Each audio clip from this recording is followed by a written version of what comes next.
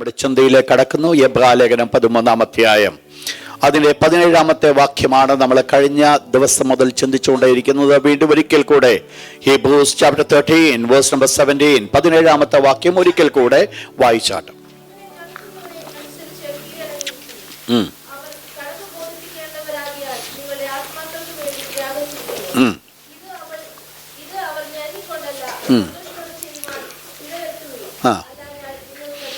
ദൈവത്തിന് മഹത്വമുണ്ടാകട്ടെ. കഴിഞ്ഞ രാത്രിയിൽ കഴിഞ്ഞ ആഴ്ചയിൽ നമ്മൾ ചിന്തിക്കുവാൻ ഇടയായിത്തീർന്നത് ഈ പ്രത്യേകമായിരിക്കുന്ന വാക്യം രണ്ട് വിധ റിലേഷൻഷിപ്പിനെയാണ് ചൂണ്ടിക്കാണിക്കുന്നത്.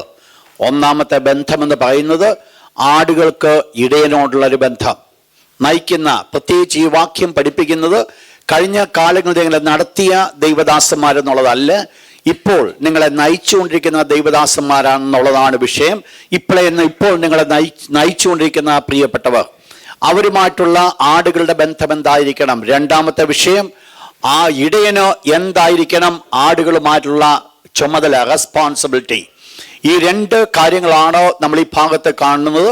അതിൽ ആദ്യത്തെ ഭാഗം നമ്മൾ കണ്ട വിഷയമാണ് എന്താണ് ആടുകൾക്കുള്ള ബന്ധം എന്തായിരിക്കണം. അതിൽ രണ്ട് കാര്യങ്ങൾ നമ്മൾ കാണുകയുണ്ടായി. ഒന്ന് ഒബേ, രണ്ട് സബ്മിറ്റ് ടു ദം. ഒന്ന് അവരെ അനുസരിക്കുക, രണ്ട് പൂർണ്ണമായിട്ട് അവർക്ക് കീഴടങ്ങിയിരിക്കുക.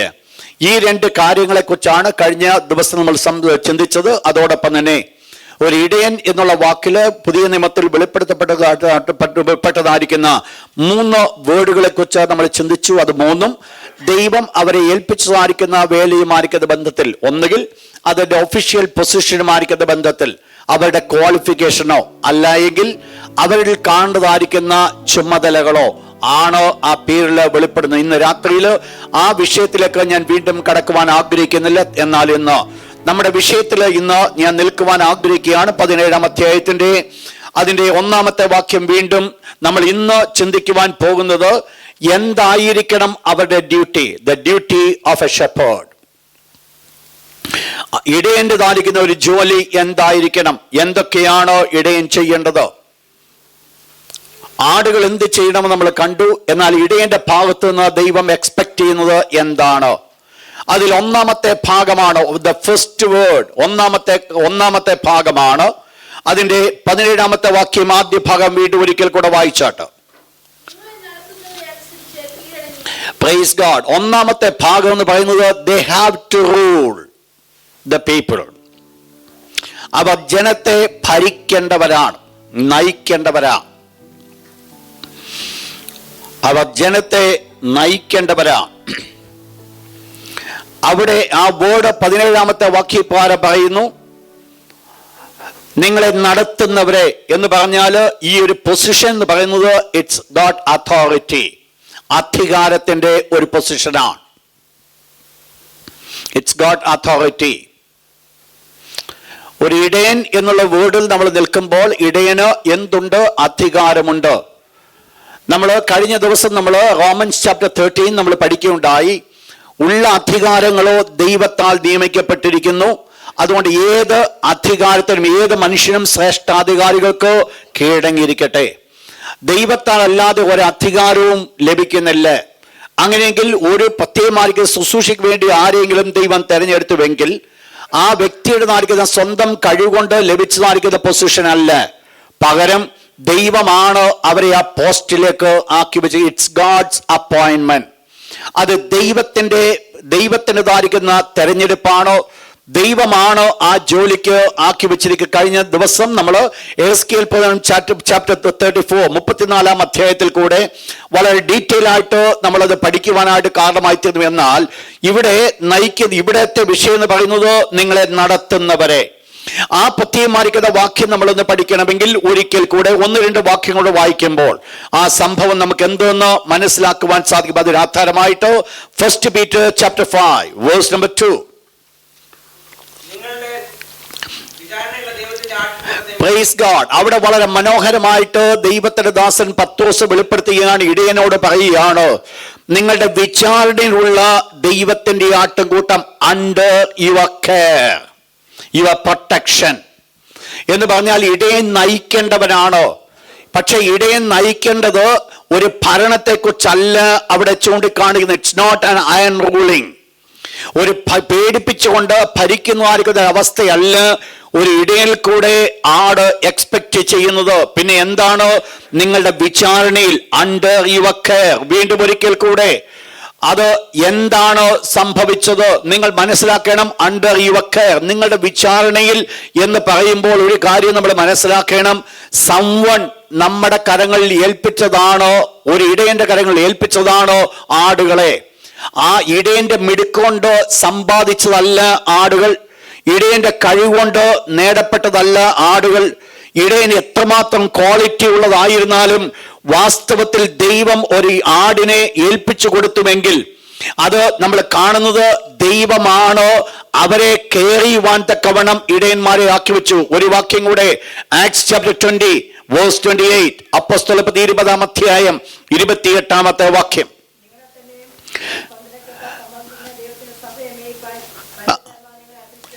ശ്രദ്ധിക്കുക, word it's the work of the Holy Spirit. പരിശുദ്ധാത്മാവിന്റെ പ്രവർത്തനമാണോ ഇടയനെ ആക്കി വെക്കുന്നത്? 28-ാമത്തെ വാക്യം നമ്മൾ വായിക്കുന്നത്, നിങ്ങളെ തന്നെയും താൻ സ്വന്തം രക്തത്താൽ സമ്പാദിച്ചു സഭയെ മേയിപ്പാൻ പരിശുദ്ധാത്മാവ് നിങ്ങളെ അധ്യക്ഷരാക്കി വെച്ചിരിക്കുന്നു. അപ്പോൾ ഈ ജോബ് തന്നിരിക്കുന്നത് ദ ഹോളി സ്പിരിറ്റ്.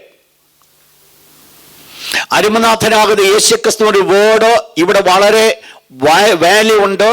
യേശു ഇപ്രകാരം പറഞ്ഞു, ഇടയനില്ലാത്ത ആടുകളെ പോലെ ചിന്നിവരും ചെറിയവരുമായി കണ്ടിട്ട്. കർത്താവ് ഇപ്രകാരം പറഞ്ഞു, നിങ്ങൾ കൊയ്ത്തിന്റെ യജമാനോട് വേലക്കാരെ അയക്കേണ്ടതിനോ യാചിപ്പീൻ. ആരാണ് കൊയ്ത്തിന്റെ യജമാനൻ? പരിശുദ്ധാത്മാവാം ദൈവം. അപ്പോൾ പരിശുദ്ധാത്മാവാം ദൈവമാണോ ഇടയനെ ആക്കി വെക്കുന്നത്? സെലക്ഷൻ ഒരു മനുഷ്യൻ്റെതല്ല, ദൈവമാണോ ആ സെലക്ഷൻ ചെയ്യുന്നത്? ദൈവമാണ് ഒരു സെലക്ഷൻ നടത്തേണ്ടത്. അപ്പോസ്തലപ്രവൃത്തി 13-ാം അധ്യായത്തിൽ കടന്നു വരുമ്പോൾ ആ സെലക്ഷൻ എങ്ങനെയാണ് ആകണം എന്നുള്ളത് നമ്മളിവിടെ കാണുന്നുണ്ട്. Acts chapter 13 verse number 1 and 2, 13-ാം അധ്യായം 1, 2, 3 വാക്യം.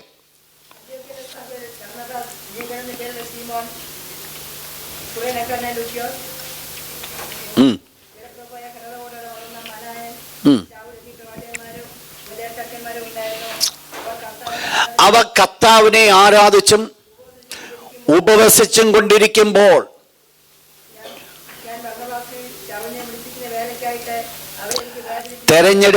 തെരഞ്ഞെടുക്കേണ്ടത് ഹോളി സ്പിരിറ്റ്.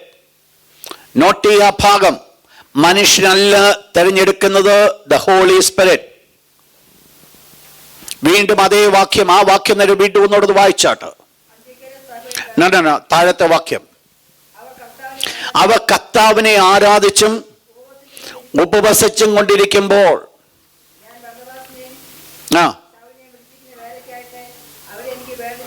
ശ്രദ്ധിച്ചോണം, പലപ്പോഴും ദൈവം നമ്മളെക്കുറിച്ചുള്ള ആലോചന വെളിപ്പെടുത്തുന്നത് ദൈവത്തെ നാം ആരാധിച്ചു കൊണ്ടിരിക്കുമ്പോൾ. ദൈവത്തെ നാം ആരാധിക്കുമ്പോഴാണോ ദൈവികമാർക്കുന്ന ആലോചനകൾ നമുക്ക് ലഭിക്കുന്നത്. അവിടെ പറയുന്നു, എന്താണോ ഞാൻ അവരെ വിളിച്ചിരിക്കുന്ന വേലയ്ക്ക് വേണ്ടി വേർതിരിപ്പീൻ. ആര് പറഞ്ഞു? പരിശുദ്ധാത്മാവ് പറഞ്ഞു. ശ്രദ്ധിക്കുക, ഒരു മനുഷ്യനല്ല ഓർഡർ ചെയ്യേണ്ടത്. ആദ്യം ആ തെരഞ്ഞെടുക്കേണ്ടത് പരിശുദ്ധാത്മാവാം ദൈവമാണ്. എന്നാൽ പരിശുദ്ധാത്മാവാം ദൈവം തെരഞ്ഞെടുത്താൽ അടുത്ത പോയിന്റ് എന്ത് വേണം? താഴെ,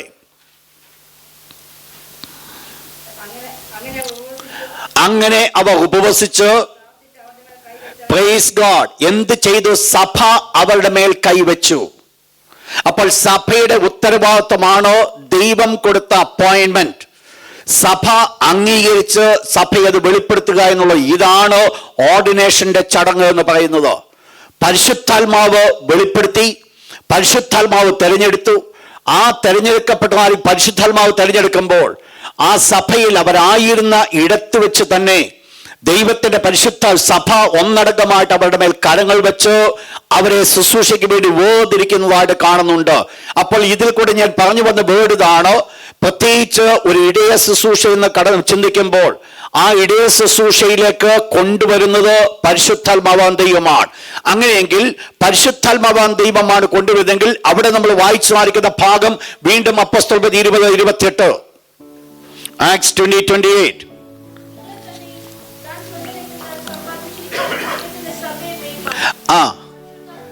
പരിശുദ്ധാത്മാവ് നിങ്ങളെ അധ്യക്ഷരാക്കി വെച്ചിരിക്കുന്നു. അപ്പോൾ നിങ്ങൾ ആരാണോ നിങ്ങളെ ഓവർസിയർ ആക്കി വെച്ചിരിക്കുകയാണ്. പരിശുദ്ധാത്മാവ് നിങ്ങളെ അധ്യക്ഷരാക്കി വെച്ചിരിക്കുന്നു. നെക്സ്റ്റ് വേർഡ് വീണ്ടും ഒരിക്കൽ കൂടെ 1 Peter chapter 5 verse 2. നിങ്ങളുടെ വിചാരണയിലുള്ള അണ്ടർ യുവർ കെയർ. ഏത് ഇടയനും മനസ്സിലാക്കേണ്ട ഒരു വിഷയമാണോ ദൈവം നമ്മുടെ കരങ്ങൾ തന്നിരിക്കുന്ന ആടുകൾ എന്ന് പറയുന്നത് നമ്മുടേതായിരിക്കുന്ന കഴിവല്ല, പിന്നെയോ ദൈവമാണോ നമ്മുടെ കരങ്ങൾ തന്നിരിക്കുന്നത്? വായിച്ചോട്ടൊരു വാക്യം കൂടെ, യോഹന്നാൻ 10:29 വാക്യം. ജോൺ 10:29.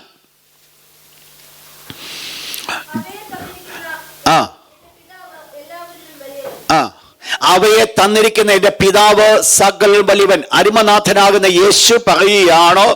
യേശു ക്രിസ്തുവും ആടുമായിരിക്കുന്ന ബന്ധത്തെ കുറിച്ച് പറഞ്ഞിട്ട് യേശു പറഞ്ഞു, പിതാവിനാൽ ആകർഷിക്കപ്പെടാതെ ആർക്കും എന്റെ അടുക്കൽ കടന്നു വരുവാൻ പറ്റത്തില്ല എന്ന് പറഞ്ഞിട്ട് യേശു പറഞ്ഞൊരു വേർഡ്, അവയെ എന്റെ കയ്യിൽ തന്നിരിക്കുന്ന പിതാവോ സകലരും വലിയവൻ. അപ്പോൾ അരിമനാഥനാകുന്ന യേശുക്രിസ്തുവിന്റെ കയ്യിൽ 10 ആടുകളെ പരമേൽപ്പിച്ചുവെങ്കിൽ യേശുക്രിസ്തുവിന്റെ എഫേർട്ട് കൊണ്ട് ലഭിച്ചതായിരിക്കുന്ന ആടുകളല്ല, പിതാവാം ദൈവം പരമേൽപ്പിച്ചതായിരിക്കുന്ന ആടുകളാണ്. ഈ ഒരു ഫാക്ട് ഒരു ദൈവദാസൻ മനസ്സിലാക്കുന്നത് വളരെ ആവശ്യമാണ്. എന്താ മനസ്സിലാക്കേണ്ടത്? അവരുടെ എഫേർട്ട് കൊണ്ട് ലഭിച്ചതായിരിക്കുന്ന ആടുകളല്ല, പിന്നെയോ ദൈവം ഈ ജനത്തെ വിചാരണയിലേക്ക് നയിക്കുവാൻ, ഈ ജനത്തെ നയിക്കുവാൻ തക്കവണ്ണം ദൈവത്താൽ ആക്കപ്പെട്ടതാണോ ദൈവദാസന്മാർ എന്നുള്ളതാണോ ഒന്നാമത്തെ സത്യം. അവർ നയിക്കുവാൻ തക്കവണ്ണം ദൈവത്താൽ തിരഞ്ഞെടുക്കപ്പെട്ടവർ. അവർ ഭരിക്കുവാൻ വേണ്ടിയുള്ളതല്ല. ഭരണം എന്ന് ഞാൻ പറയുമ്പോൾ ഞാൻ മീൻ ചെയ്യുന്നത് ഒരു അയൺ റൂളിംഗ്, അതിനുവേണ്ടി അല്ല ദൈവം വിളിച്ചിരിക്കുന്നത്. ഒരു ഇടയനെ പോലും ഒരു അയൺ റൂളിങ്ങിനോടുകൂടെ മുൻപോട്ട് കടന്നു പോകാൻ ദൈവം വിളിച്ചിട്ടില്ല. എല്ലാവരെയും ദൈവം ആക്കി വെച്ചിരിക്കുന്നത് 2 കാര്യങ്ങൾ. അധികാരം വിനിയോഗിക്കാനായിട്ട് ദൈവം ആഗ്രഹിക്കുന്നുണ്ട്. പക്ഷേ അധികാരം വിനിയോഗിക്കപ്പെടുമ്പോൾ സ്നേഹം അതിൽ കൂടെ ഉണ്ടാകേണ്ടത് വളരെ ആവശ്യമാണ്. സ്നേഹത്തിൽ കൂടെ കടന്നു വരുന്ന ഒരു അധികാരം മാത്രമേ നിലനിൽക്കുന്നതായിരിക്കുന്ന ഒരു അധികാരമുള്ളൂ. ഒരു കുടുംബ ജീവിതത്തിലേക്ക് നമ്മൾ കടന്നു വരുമ്പോൾ ഭാര്യ ഭർത്താവ് തമ്മിലുള്ള ബന്ധത്തെ നമ്മളിത് പഠിക്കാമെങ്കിൽ, ഭർത്താവാണോ കുടുംബത്തിന്റെ നാഥൻ, കുടുംബത്തെ ഭരിക്കുന്നവനെങ്കിലും ആ ഭരണമെന്ന് പറയുന്നത് അടിച്ചമർത്തിക്കൊണ്ടുള്ള ഒരു ഭരണമല്ല എക്സ്പെക്ട് ചെയ്യുന്നത്. പിന്നെ എന്താ ദൈവം ആഗ്രഹിക്കുന്നത്? പിന്നെ ചെയ്യുവാനായിട്ട് ദൈവം ആഗ്രഹിക്കുന്നത് മറ്റൊന്നുമല്ല, വാസ്തവത്തിൽ സ്നേഹിച്ച് അവർ നമ്മളുടെ ഹിതം ചെയ്യുവാൻ തക്കവണ്ണം കൊണ്ടുവരിക എന്നുള്ളതാണ് വളരെ ആവശ്യമായിരിക്കുന്നത്. ശ്രദ്ധിക്കുക, നിർബന്ധം കൊണ്ട് അല്ലെങ്കിൽ അടിച്ചമർത്തി ചിലത് ചെയ്യിപ്പിക്കുവാനായിട്ട് സാധിക്കും. പ്രത്യേകിച്ച് അടിയന്തരാവസ്ഥ കാലത്തെ പോലെ ഫോഴ്സിബിളായിട്ട് നമ്മുടെ ഇഷ്ടം ചെയ്യുവാനായിട്ട് സാധിക്കും. എന്നാൽ അതല്ല ദൈവം എക്സ്പെക്ട് ചെയ്യുന്നത്. പിന്നെയോ സ്നേഹത്തിൽ കൂടെ ഇടയന്റെ ഇഷ്ടം ചെയ്യുവാൻ സ്വർഗ്ഗത്തിലെ ദൈവം ആഗ്രഹിക്കുന്നു. അപ്പോൾ ഇവിടെ ഒന്നാമത് നമ്മൾ മനസ്സിലാക്കുന്നത്, ഇവിടെ എന്തു വേണം? ഇടയന് ഒരു കാര്യം മനസ്സിലാക്കേണ്ടിയിരിക്കുന്നു, താന്റെ കരങ്ങളിൽ സ്വർഗ്ഗത്തിലെ ദൈവമാണോ ഈ ആടിനെ പരമേൽപ്പിച്ചിരിക്കുന്നത്. അങ്ങനെ ആ ചിന്തയിലേക്ക് കടന്നു വരുമ്പോൾ ഒരു കാര്യം അവർക്ക് മനസ്സിലാക്കുവാൻ സാധിക്കും, ഇതെന്റെ സ്വന്തം എഫേർട്ട് കൊണ്ട് അല്ലെങ്കിൽ എന്റെ സ്വന്തം നേട്ടം കൊണ്ട് ഞാൻ നേടിയതേ അല്ല. ഇതിനകത്ത് ദൈവം എന്നെ പരമേൽപ്പിച്ചു എന്ന് പറയുന്ന ഒരു വേർഡ് നമ്മൾ പഠിക്കുമ്പോൾ അതിനകത്ത് എന്തില്ല? എന്റെ യാതൊരു കഴിവുകളും അതിനകത്ത് വെളിപ്പെടുന്നില്ല. അത് മാത്രമല്ല, ഒരു കാര്യം കൂടെ മനസ്സിലാക്കുവാൻ സാധിക്കും, എന്റേതായിരിക്കുന്ന ഫോഴ്സിബിൾ സിറ്റുവേഷൻസ് ഒന്നുമല്ല അതിനാവശ്യമായിരിക്കുന്നത്. പിന്നെ ഏതാ വേണ്ടത്? ദൈവം എന്റെ കരങ്ങൾ പരമേൽപ്പിച്ചിരിക്കുന്നു. അങ്ങനെയെങ്കിൽ ഒരു ഇടയൻ മനസ്സിലാക്കേണ്ട ഒരു വിഷയം എന്ന് പറയുന്നത്, ആടിനെ ദൈവം പരമേൽപ്പിച്ചു എന്ന് പറയുമ്പോൾ എന്തിനു വേണ്ടിയാണോ ദൈവം ആടിനെ ഇടയന്റെ കരങ്ങൾ പരമേൽപ്പിച്ചത്? നിങ്ങൾ മനസ്സിലാക്കണം, നമ്മൾ സെല്ല്, ഒരു കൂട്ടമായിക്കോട്ടെ, സഭയായിക്കൊള്ളട്ടെ, ഏത് അവസ്ഥകളിൽ ഉള്ള ലീഡർഷിപ്പ് ആയിരുന്നാലും മനസ്സിലാക്കേണ്ട ഒരു വിഷയമാണോ, ദൈവമാണ് ആടുകളെ നമ്മുടെ കയ്യിൽ ഏൽപ്പിച്ചിരിക്കുന്നത്. നമ്മുടെ കരങ്ങളിൽ ആടുകളെ ഏൽപ്പിച്ചുവെങ്കിൽ എന്തിനാണോ ദൈവം ഏൽപ്പിച്ചു എന്നുള്ളതാണ് വളരെ പ്രധാനമായിട്ടുള്ളത്. പ്രധാനമായിട്ട് 4 കാര്യങ്ങൾക്ക് വേണ്ടിയാണോ ദൈവം അവരെ ഏൽപ്പിക്കുവാനായിട്ടിടയായി തീർന്നത്.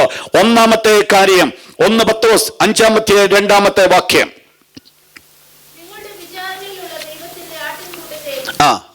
അപ്പോൾ ആ ആട്ടിൻകൂട്ടത്തെ മേയിച്ച് ഓവർസൈറ്റ് ചെയ്യണം, ഓവർസിയർ ചെയ്യണം.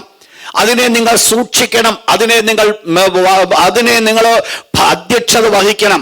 പക്ഷെ ഈ അധ്യസ്ഥത വഹിക്കുമ്പോൾ എങ്ങനെയായിരിക്കണം, എന്തായിരിക്കണം നമ്മുടെ ആറ്റിറ്റ്യൂഡ്, എന്തായിരിക്കും ആറ്റിറ്റ്യൂഡ്? നെക്സ്റ്റ് വേർഡ്, അതേ വാക്യം താഴെ. നിർബന്ധത്താലല്ല. Praise God. ഒന്നാമത്തെ പ്രത്യേകത നിർബന്ധം കൊണ്ട് നയിക്കുവാനല്ല, പിന്നെയോ ദൈവത്തിന്റെ ഹിതമാം വണ്ണം. നോട്ട് ചെയ്താട്ട വേർഡ്. എന്താ അവിടെ ദൈവം ആഗ്രഹിക്കുന്നത്? Not by constrained but willingly. ഒരു നിർബന്ധം കൊണ്ടല്ല നമ്മളെ ചെയ്യുവാൻ ദൈവം ആഗ്രഹിക്കുന്നത്, പിന്നെയോ മനഃപൂർവമായി. ഒരു ഇടയൻ ആടുകളുമായിരിക്കുന്ന ബന്ധം എങ്ങനെയെന്ന് ചിന്തിക്കുമ്പോൾ നിർബന്ധം കൊണ്ട് ചെയ്യുവാനല്ല. അപ്പോസ്തലനായ പൗലോസിന്റെ ഭാഷയിലേക്ക് നമ്മൾ കടന്നു വരുമ്പോൾ നമുക്കൊരു കാര്യം കാണുവാൻ സാധിക്കും. 2 Corinthians chapter 5 verse 14. അതായിരിക്കണം ഇടയന് ഉണ്ടാകേണ്ട ഒരു ക്വാളിറ്റി. 2 Corinthians 5:14. ക്രിസ്തുവിന്റെ സ്നേഹം ഞങ്ങളെ നിർബന്ധിക്കുന്നു. അപ്പോൾ ഒരു ഇടയൻ ആടുകളുമായിരിക്കുന്ന ബന്ധത്തിൽ അവരുടെ ജീവിതത്തിൽ ഉണ്ടാകേണ്ട ആറ്റിറ്റ്യൂഡ് എന്ന് പറയുന്നത് ക്രിസ്തുവിന്റെ സ്നേഹത്താൽ നിർബന്ധിക്കപ്പെട്ടവരാകണം. ഒരു പക്ഷെങ്കിൽ നമുക്ക് സമൂഹത്തെ പേടിച്ച്, സമൂഹത്തെ നമ്മൾ മാനിച്ചുകൊണ്ട് ചില കാര്യങ്ങൾ നമ്മൾ ഫോഴ്സിബിളി നമ്മൾ ചെയ്യുന്നതായിട്ട് കാണുവാൻ സാധിക്കും. ചെയ്യുന്നതിന്റെ കാരണം മറ്റുള്ളവർ നമ്മളെ എങ്ങനെ കാണും എന്നുള്ള ചിന്ത കൊണ്ട്, മറ്റുള്ളവർ എങ്ങനെയാണ് നമ്മളെ മോശമായി ചിന്തിക്കുമല്ലോ എന്ന് വെച്ചുകൊണ്ട് നമ്മൾ പുറമേ ഒരു ചിലത് നിർബന്ധമായിട്ട് ചിലത് ചെയ്യുന്നതായിട്ട് കാണുവാൻ സാധിക്കും. എന്നാൽ ദൈവം തന്റെ ദാസൽ കൂടെ ആഗ്രഹിക്കുന്ന അതല്ല. നിർബന്ധം കൊണ്ടല്ല ആടിന്റെ ഇടയനായി ഇരിക്കേണ്ടത്, പിന്നെയോ എങ്ങനെയാ വേണ്ടത്? സ്വന്തം മനസ്സോടുകൂടെ, സ്വന്തം ഹിതപ്രകാരം, അല്ലെങ്കിൽ സ്വയമായിട്ട് നമ്മുടെ ഉള്ളിൽ തന്നെ ആ സ്നേഹം ഉണ്ടാകേണ്ടത് ആവശ്യമാണ്. എന്ന് പറഞ്ഞാൽ ഒന്ന് മനസ്സിലാക്കേണ്ടത്, ഇടയൻ എന്തെങ്കിലും ആടുകളെ നയിക്കുന്നുവെങ്കിൽ, ആടുകളെ നയിക്കണമെന്നുണ്ടെങ്കിൽ ദൈവം ആഗ്രഹിക്കുന്നത് ഒരു നിർബന്ധമല്ല, പിന്നെയോ മനഃപൂർവമായി നമ്മുടെ ഉള്ളത്തിന്റെ ആഴത്തിൽ നിന്ന് കടന്നു വരുന്ന സ്നേഹം. അതായിരിക്കണം ഒരു ഇടയന് ഉണ്ടാകേണ്ട ക്വാളിറ്റി. ഈ ഒരു ഉള്ളത്തിന്റെ ആഴത്തിൽ നിന്ന് ആ സ്നേഹം കടന്നു വരണമെങ്കിൽ അത് എങ്ങനെ സംഭവിക്കും? യോഹന്നാന്റെ സുവിശേഷം 21:16-17 വാക്യം. John the gospel chapter 21 verse number 16 and 17. നിങ്ങൾക്കറിയാം ആ വിഷയം. കർത്താവായ യേശുക്രിസ്തു ഉയർക്കപ്പെട്ടതിന് ശേഷം സ്വർഗ്ഗാരോഹണം ചെയ്യുന്നതിന് മുമ്പായിട്ട് ശിമോൻ പത്രോസിനെ കണ്ടതായിരിക്കുന്ന രംഗം. ആ ശിമോൻ പത്രോസിനോട് അരുമനാഥനാകുന്ന യേശു ചോദിക്കുന്ന ഒരു ചോദ്യമായി ഇവിടുത്തെ വിഷയം. ബെറിയോന ശിമോനെ, നീ ഇവരിൽ അധികമായി നീ എന്നെ സ്നേഹിക്കുന്നുവോ? ശിമോൻ പത്രോസ് ഇപ്രകാരം പറഞ്ഞു, ഉവ്വ് കർത്താവേ, നീ അറിയുന്നു. കർത്താവ് തുടർന്നു കൊടുത്ത ജോലി എന്ന് പറയുന്നത് എന്റെ കുഞ്ഞാടുകളെ പാലിക്കുക. അങ്ങനെയെങ്കിൽ നമ്മൾ മനസ്സിലാക്കണം എന്തുകൊണ്ട് അരുമനാഥനാകുന്ന യേശു ആദ്യം ശിമോൻ പത്രോസിനോട് നീ എന്നെ സ്നേഹിക്കുന്നുവോ എന്നുള്ള ചോദ്യം ചോദിക്കുവാൻ കാരണമായി തീർന്നു. വേണമായിരുന്നെങ്കിൽ യേശുവിന് ആ ചോദ്യം ചോദിക്കാതെ പത്രോസിന്റെ കരങ്ങളിലേക്ക് ഈ ചുമതല ഏൽപ്പിച്ചു കൊടുക്കാമായിരുന്നു. കർത്താവായ യേശുക്രിസ്തു ഈ ചോദ്യം 3 പ്രാവശ്യം ചോദിക്കുവാൻ ഇടയായിത്തീർന്നതിന്റെ ഒരു കാരണം, ബേസിക്കലി ഒരു കാരണമായിരിക്കണം. ഈ 3 ഒറ്റ ചോദ്യം തന്നെയാണ് ചോദിച്ചത്. നീ ഇവരിൽ അധികമായി എന്നെ സ്നേഹിക്കുന്നുവോ എന്ന് പറഞ്ഞാൽ യേശുവിന് ഒരു കാര്യം അറിയാം. ദൈവത്തെ സ്നേഹിക്കുന്നവർക്ക് മാത്രമേ ആടുകളെ സ്നേഹിക്കുവാനായിട്ട് സാധിക്കുകയുള്ളൂ. ഈ ഒരു വിഷയം നമ്മൾ മനസ്സിലാക്കിയിരിക്കേണ്ടത് വളരെ ആവശ്യമാണ്. ഒരാടിനെ സ്നേഹിക്കണമെങ്കിൽ ഞാൻ ദൈവത്തെ എത്രത്തോളം സ്നേഹിക്കുന്നുണ്ട്, എത്രത്തോളം എൻ്റെ ഉള്ളിൽ ദൈവത്തോടുള്ള സ്നേഹം വർദ്ധിക്കുന്നുണ്ട്, ദൈവത്തോടുള്ള എൻ്റെ സ്നേഹം എത്രത്തോളം അളവുണ്ട്, അത് ഞാനും ദൈവമായിരിക്കുന്ന ബന്ധത്തിൽ മാത്രം ഒതുക്കപ്പെടുവാൻ സാധിക്കുന്നതല്ല. നിങ്ങൾ ശ്രദ്ധിക്കണം ആ വേർഡ്. ഞാനും എൻ്റെ ദൈവമായിരിക്കുന്ന ബന്ധമെന്ന് പറയുന്നത് ഞാനും ദൈവമായിരിക്കുന്ന ബന്ധത്തിൽ മാത്രം ഒതുക്കപ്പെടുവാൻ സാധിക്കുന്നതല്ല. ദൈവത്തോടുള്ള കൂട്ടായ്മ എനിക്കുണ്ടെങ്കിൽ, ദൈവത്തിന്റെ സാന്നിധ്യത്തിൽ ഞാൻ ആയിരിക്കുന്നുവെങ്കിൽ, ദൈവത്തിന്റെ സാമീപ്യം എന്നോടുകൂടെ ആയിരിക്കുന്നുവെങ്കിൽ, ദൈവത്തിൻ്റെതായിരിക്കുന്ന സാന്നിധ്യം എന്നോടുകൂടെ സഞ്ചരിക്കുന്നുവെങ്കിൽ, എൻ്റെ നാവ് എവിടെ എന്തിനു വേണ്ടി തുറക്കപ്പെടുന്നുവോ ആ പർട്ടിക്കുലർ സമയത്ത് ഞാൻ ഏകനായിട്ടല്ല എൻ്റെ നാവിൽ കൂടെ വാക്കുകൾ വെളിപ്പെടുന്നത്, ദൈവത്തിന്റെ സാന്നിധ്യമായിരിക്കും എൻ്റെ നാവിൽ കൂടെ വെളിപ്പെടുവാൻ ഇടയായിത്തീരുന്നത്. നിങ്ങൾ മനസ്സിലാക്കണം, ഒരു പർട്ടിക്കുലർ സമയത്ത് മാത്രമേ ദൈവത്തിന്റെ സാന്നിധ്യം നമ്മൾ ആഗ്രഹിക്കുന്നുവെങ്കിൽ അതിന്റെ അർത്ഥമെന്ന് പറയുന്നത് ആ പർട്ടിക്കുലർ സ്ഥാനത്ത് മാത്രമേ ദൈവത്തെ നിങ്ങൾ ആഗ്രഹിക്കുന്നു എന്നുള്ളതാണ്. ജീവിതത്തിന്റെ ഏത് സന്ദർഭങ്ങളിലും ദൈവത്തിന്റെ സാന്നിധ്യം വഹിക്കുന്നവർക്ക് അവർ ഏത് കാട്ടിൽ കടന്നു പോകട്ടെ, അവർ ഏത് സിംഹത്തിന്റെ കുഴിയിൽ വീണുകൊള്ളട്ടെ, പക്ഷെങ്കിൽ അവർക്ക് ഒരു കാര്യമുണ്ട്, അതിന്റെ നടുവിലും ദൈവ സാന്നിധ്യം വെളിപ്പെടുമെന്നുള്ളതിനോ യാതൊരു സംശയവുമില്ല. അപ്പൊ ദൈവത്തിന്റെ സാന്നിധ്യം ഒരു പർട്ടിക്കുലർ സമയത്ത് വെളിപ്പെടുത്തുവാനും മറ്റുള്ള സമയത്തോ വെളിപ്പെടുത്താതിരിക്കുവാനുള്ളതല്ല. ഒരു ദൈവ പൈതലിന് അത് പറ്റുകയില്ല. അങ്ങനെയെങ്കിൽ നിങ്ങൾ മനസ്സിലാക്കണം, ദൈവത്തോട് ഞാൻ സ്നേഹമുണ്ട് എന്ന് പറയുമ്പോൾ ആ സ്നേഹം ദൈവത്തോടുള്ള എൻ്റെ സ്നേഹമായിരിക്കും മറ്റുള്ളവരെ സ്നേഹിക്കുന്നതിൽ കൂടെ ഞാൻ വെളിപ്പെടുത്തുന്നത്. അതാണ് അരിമനാഥനാകുന്ന യേശു പറഞ്ഞത്, ദൈവത്തെ സ്നേഹിക്കുന്നു എന്ന് പറഞ്ഞിട്ട് സഹോദരനെ പകയ്ക്കുന്നവൻ കള്ളനാകുന്നു, സത്യം അവനിലില്ല എന്ന് പറഞ്ഞാൽ ദൈവത്തെ സ്നേഹിക്കുന്നവൻ സഹോദരനെയും സ്നേഹിക്കേണ്ടത് ആവശ്യമാണ്. നിങ്ങൾ ശ്രദ്ധിച്ചോണം, എൻ്റെ ദൈവത്തോടുള്ള ബന്ധമായിരിക്കും മറ്റുള്ളവരെ കൂടെ വെളിപ്പെടുത്തുവാനായി സാധിക്കുന്നത്. നിങ്ങൾക്കുള്ള ദൈവത്തോടുള്ള ബന്ധമായിരിക്കും മറ്റുള്ളവരെ കൂടെ നിങ്ങൾ വെളിപ്പെടുത്തുവാനായിട്ട് സാധിക്കുന്നത്. ഒരിക്കൽ പോലും ഒന്ന് അടച്ചു വെച്ചിട്ട് മറ്റെവിടെങ്കിലും വെളിപ്പെടുത്തുവാൻ സാധിക്കുന്നതല്ല ക്രിസ്തീയ ജീവിതം എന്ന് പറയുന്നത്. ക്രിസ്തീയ ജീവിതം എന്ന് പറയുന്നത് അവർ എവിടെയായിരിക്കുന്നോ ദൈവത്തിന്റെ സാന്നിധ്യത്തിൽ എങ്ങനെയായിരിക്കുന്നുവോ അതേ സാന്നിധ്യം തന്നെ ആയിരിക്കും എല്ലാ മേഖലകളും വെളിപ്പെടുന്നത്. അതുകൊണ്ട് ദൈവത്തിലെ ദാസൻ ഇവിടെ പറയുകയാണോ, നിങ്ങളുടെ വിചാരണയിലേക്ക് ഒരു കൂട്ടം ആൾക്കാരെ തന്നിട്ടുണ്ട്, ഒരു കൂട്ടം ആടുകളെ നിങ്ങളുടെ വിചാരണയിലേക്ക് തന്നിട്ടുണ്ട്. പക്ഷേ നിങ്ങൾ ആ ആടുകളെ നിങ്ങൾ നയിക്കാനായിട്ട് ആഗ്രഹിക്കുമ്പോൾ, ആടുകളെ നിങ്ങൾ നടത്തുവാനായിട്ട് കടന്നു പോകുമ്പോൾ ഒരിക്കൽ പോലും നിർബന്ധം കൊണ്ടല്ല നിങ്ങൾ നയിക്കേണ്ടത്, പിന്നെയോ മനഃപൂർവ്വമായി നയിക്കണം. പ്രിയപ്പെട്ടവരെ, നമ്മളത് മനസ്സിലാക്കണം. ദൈവത്തിന് വേണ്ടി ഞാൻ എന്തെങ്കിലും ചെയ്യുന്നുവെങ്കിൽ ആ ചെയ്യുന്നത് മനഃപൂർവ്വം ഞാൻ ചെയ്യുന്നില്ല എങ്കിൽ സ്വർഗ്ഗത്തിലെ ദൈവത്തിന് മുൻപിൽ ഞാൻ കടന്നു ചെല്ലുമ്പോൾ അതിനകത്ത് എനിക്ക് യാതൊരു പ്രതിഫലവും കിട്ടുവാൻ ഇടയാകത്തില്ല. സന്തോഷത്തോടുകൂടി ഞാൻ ചെയ്യുവാൻ സാധിക്കുമെങ്കിൽ, മനഃപൂർവ്വമായി ഞാൻ ചെയ്യുവാൻ സാധിക്കുമെങ്കിൽ അവിടെയാണോ ദൈവത്തിന് നൽകുന്ന അനുഗ്രഹങ്ങൾ നമുക്ക് കാണുവാൻ സാധിക്കുന്നത്. രണ്ട്, എന്താണ് ആവശ്യമായിരിക്കുന്നത് അതേ വാക്യം 1 പത്രോസ് 5:2 നെക്സ്റ്റ് വേർഡ്, ദുരാഗ്രഹത്തോടെ അല്ല, പ്രൈസ് ഗോഡ്. രണ്ടാമത്തത്, not for filthy lucre but of ready mind. ദുരാഗ്രഹത്തോടെ അല്ല, ഉന്മേഷത്തോടെ. അപ്പോൾ എന്ത് ചെയ്യുവാൻ സാധിക്കും? ഇടയൻ ആടുകളെ നയിക്കുമ്പോൾ ദുരാഗ്രഹത്തോടുകൂടി നയിക്കുവാനായിട്ട് സാധിക്കും. നിങ്ങൾ മനസ്സിലാക്കണം, ഈ ഒരു ഭാഗം അരിമനാഥനാകുന്ന യേശു പറയുമ്പോൾ ശ്രദ്ധിക്കുന്ന ഒരു ഭാഗമുണ്ട്. എന്ത് സംഭവിക്കുന്നു? ചെന്നായി ആടുകളുടെ വേഷത്തിൽ കടന്നു വരുന്നു. അവരെ നിങ്ങൾക്ക് അറിയുവാനായിട്ട് സാധ്യമല്ല. അവർ ധരിച്ചിരിക്കുന്നത് ആടുകളുടെ വേഷമാണ്, പക്ഷേ അകമയോ കടിച്ചു കീറുന്ന ചെന്നായ്ക്കളാ. എന്താണ് ഉള്ളിലെ ആഗ്രഹം എന്നുള്ളത് നമുക്കറിയത്തില്ല. പക്ഷെ ഒരു കാര്യം ദൈവം ഒരു ഇടയനെ കുറിച്ച് ആഗ്രഹിക്കുന്നുണ്ട്.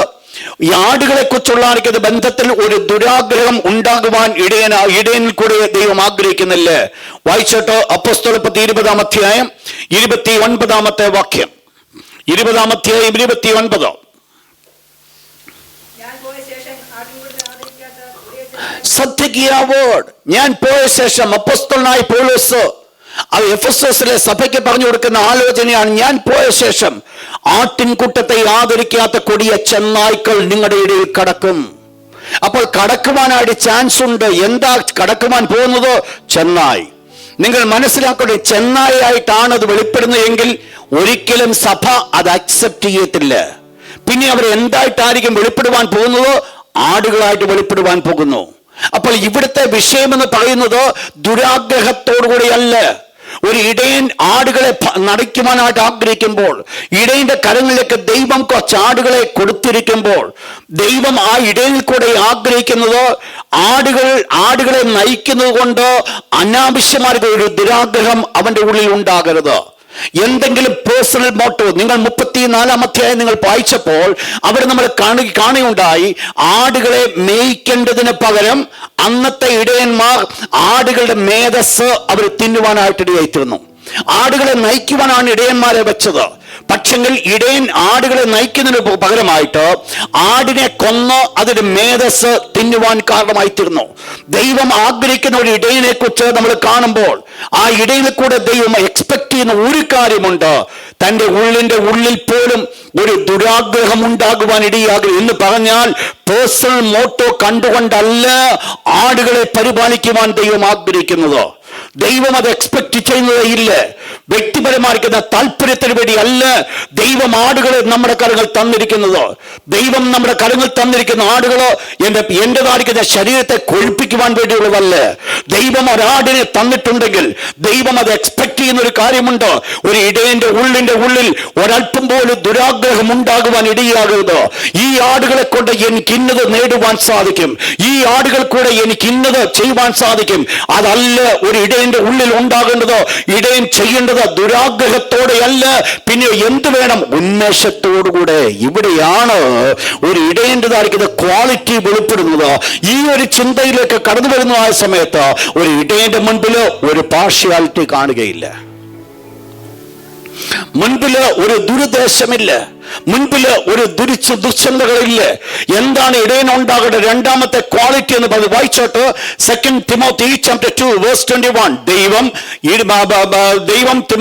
ദൈവത്തിന്റെ ദാസൻ തിമോത്തിയോസിനോട് പറയുന്ന വേർഡ്, ഇവയെ വിട്ടകന്ന്. Praise God. 2 Timothy chapter 2 verse 21.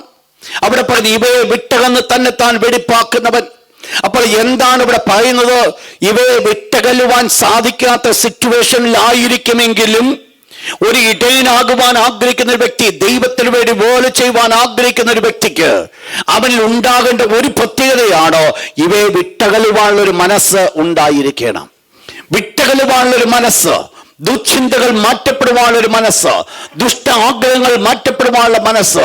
ദൈവത്തിന് വേല ചെയ്യുന്നത് ഒരു ഭൗതിക നന്മയ്ക്ക് വേണ്ടിയല്ല. ഞാനോ നിങ്ങൾക്ക് മുന്നമേ പറഞ്ഞു തന്നിട്ടുണ്ട്, അരുമനാഥനാകുന്ന യേശുക്രിസ്തുവിന്റെ മുൻപിൽ കടന്നു വന്ന പരീക്ഷ, അതിൽ ഒന്നാമത്തെ പരീക്ഷയെ നമ്മൾ എടുത്ത് പഠിക്കുമ്പോൾ കർത്താവായ യേശുക്രിസ്തുവിനോട് പിശാച് വന്ന് ചോദിച്ചൊരു ചോദ്യം ഇതാണ്, നീ ദൈവപുത്രനെങ്കിൽ ഈ കല്ല് അപ്പമായി തീരുവാൻ കൽപ്പിക്കുക. അവിടെ നമ്മൾ കാണുന്ന വേർഡ്, പിശാച് കർത്താവായ യേശുക്രിസ്തു ഡൗട്ട് കൊണ്ട് വെക്കുക, നീയാണോ ദൈവപുത്രൻ? അങ്ങനെയെങ്കിൽ ഈ കല്ല് അപ്പമായി തീരുവാൻ കൽപ്പിക്കുക. ഏത് സ്ഥാനത്താണ് യേശുവിനോട് പറഞ്ഞത്? യേശുക്രിസ്തു പരിശുദ്ധാത്മാവിന്റെ അഭിഷേകം പ്രാപിച്ച് യോർദാനിൽ നിന്ന് കയറി 40 ദിവസത്തെ ഉപവാസം കഴിഞ്ഞ് വളരെ ശക്തനായിട്ട് മടങ്ങി വരുവാൻ തുടങ്ങുന്ന ഒരു സമയത്താണ് 40 ദിവസം ഉപവസിച്ചുകൊണ്ട് നിൽക്കുമ്പോൾ ആദ്യം മുൻപിൽ കടന്നു വന്നത് ദുഷ്ടപിശാച്. ഈ ദുഷ്ടപിശാച് വന്ന് ചോദിച്ച ആ ചോദ്യത്തിന് മുൻപിൽ ഒരു വേർഡ് ഞാൻ ഒപ്പിക്കട്ടെ. നിങ്ങൾ അതിന്റെ ഒറിജിനൽ ഗ്രീക്ക് ലാംഗ്വേജ് നിങ്ങൾ പഠിക്കുകയാണെങ്കിൽ അവിടെ കൊടുത്തിരിക്കുന്ന ഒരു വേർഡ് ഇപ്രകാരമാണ്, if you are the son of God. എന്നാൽ അവിടുത്തെ ഒറിജിനൽ ഗ്രീക്ക് ലാംഗ്വേജ് നിങ്ങൾക്ക് ഇങ്ങനെ ഒരു വേർഡ് യൂസ് ചെയ്യുവാൻ പറ്റും, since you are the son of God. അർത്ഥം ഒത്തിരി അങ്ങ് മാറി. എന്താ അർത്ഥം മാറിയത്? നീ ദൈവപുത്രനാ, എനിക്ക് യാതൊരു ഡൗട്ടുമില്ല. പക്ഷേ ഡു ദിസ്, ഈ കല്ലപ്പമായി തീരുവാൻ കൽപ്പിക്കുക. യേശുവിന് സാധിക്കത്തില്ലായിരുന്നോ കല്ലപ്പമായി തീരുവാൻ? തീർച്ചയായിട്ടും യേശുവിന് സാധിക്കുമായിരുന്നു. യേശുക്രിസ്തു ആ കല്ലപ്പമാക്കിയിരുന്നുവെങ്കിൽ തന്റെ വിശപ്പടങ്ങത്തില്ലായിരുന്നോ? തീർച്ചയായിട്ടും വിശപ്പടങ്ങിയനെ. പക്ഷെങ്കിൽ യേശുക്രിസ്തു എന്തുകൊണ്ട് അത് വേണ്ടെന്ന് വെക്കുവാൻ കാരണമായി തീർന്നു? അതിന്റെ ഒരു കാരണം എന്ന് പറയുന്നത് യേശുക്രിസ്തുവിൽ ദൈവം കൊടുത്തുമായിരിക്കുന്ന ദൈവ കൃപ, ദൈവത്തിന്റെ അഭിഷേകം. ഈ കഴിഞ്ഞ നാളുകളൊക്കെ പ്രാർത്ഥിച്ച് ഇരുന്നപ്പോൾ തനിക്ക് ലഭിച്ചതായിരിക്കുന്ന അഭിഷേകത്തിന്റെ ശക്തി, അല്ലെങ്കിൽ വേറെ രീതിയിൽ ഇന്നത്തെ നാടൻ ഭാഷയിൽ ഞാൻ പറഞ്ഞാൽ തനിക്ക് ലഭിച്ച കൃപാവരം. എന്താ യേശുവിനോട് പിശാച് പറയുന്നത്? Do it for your personal need. നിന്റെ വ്യക്തിപരമായിരിക്കുന്ന ആവശ്യത്തിന് വേണ്ടി നീ ഉപയോഗിക്കുക.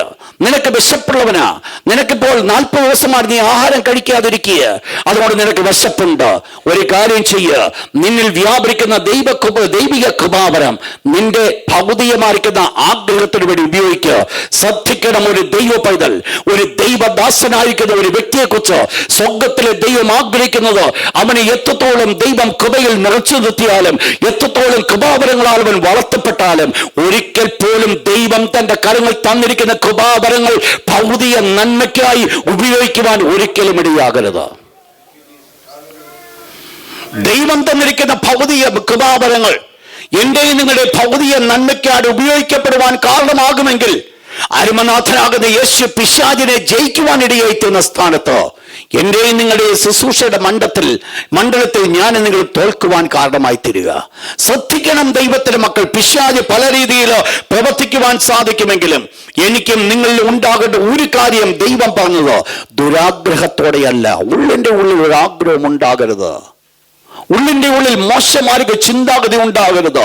ഒരു ദുരാഗ്രഹം വെച്ചുകൊണ്ടല്ല ആടുകളെ പരിപാലിക്കേണ്ടത്. പിന്നെ എന്താണ് ഉണ്ടാകേണ്ടത്? ദൈവത്തിന്റെ തിരുവചനം പറയുന്നു എന്തുണ്ടാകേണ്ടത്? ഒരു റെഡി മൈൻഡ്, ഒരു മനഃപൂർവ്വമായി, അല്ലെങ്കിൽ അവിടെ ഭാഗം നമ്മളെ പഠിപ്പിക്കുന്നത് എന്താ? അവിടെ പഠിപ്പിക്കുന്നത് മനഃപൂർവ്വമായി, ദുരാഗ്രഹത്തോടുകൂടിയല്ല, ഉന്മേഷത്തോടുകൂടെ, എനർജറ്റിക്. മൂന്നാമത്തെ ഭാഗത്തിലേക്ക് ഞാൻ കൊണ്ടുപോകട്ടെ, വായിച്ചാട്ട് അതേ വാക്യം 1 പത്രോസ് 5:2 നെക്സ്റ്റ് പോർഷൻ. ഇടവകളുടെ മേൽ കർത്തൃത്വം നടത്തുന്നവരായിട്ടല്ല, നോട്ട് ആസ് ബീയിങ് ലോർഡ്സ്. ഇടവകളുടെ മേൽ കർത്തൃത്വം നടത്തുന്നവരായിട്ട്, നോട്ട് ആസ് ബീയിങ് ലോർഡ്സ്. കർത്തൃത്വം നടത്തുന്നവർ, ഭരിക്കുന്നവർ.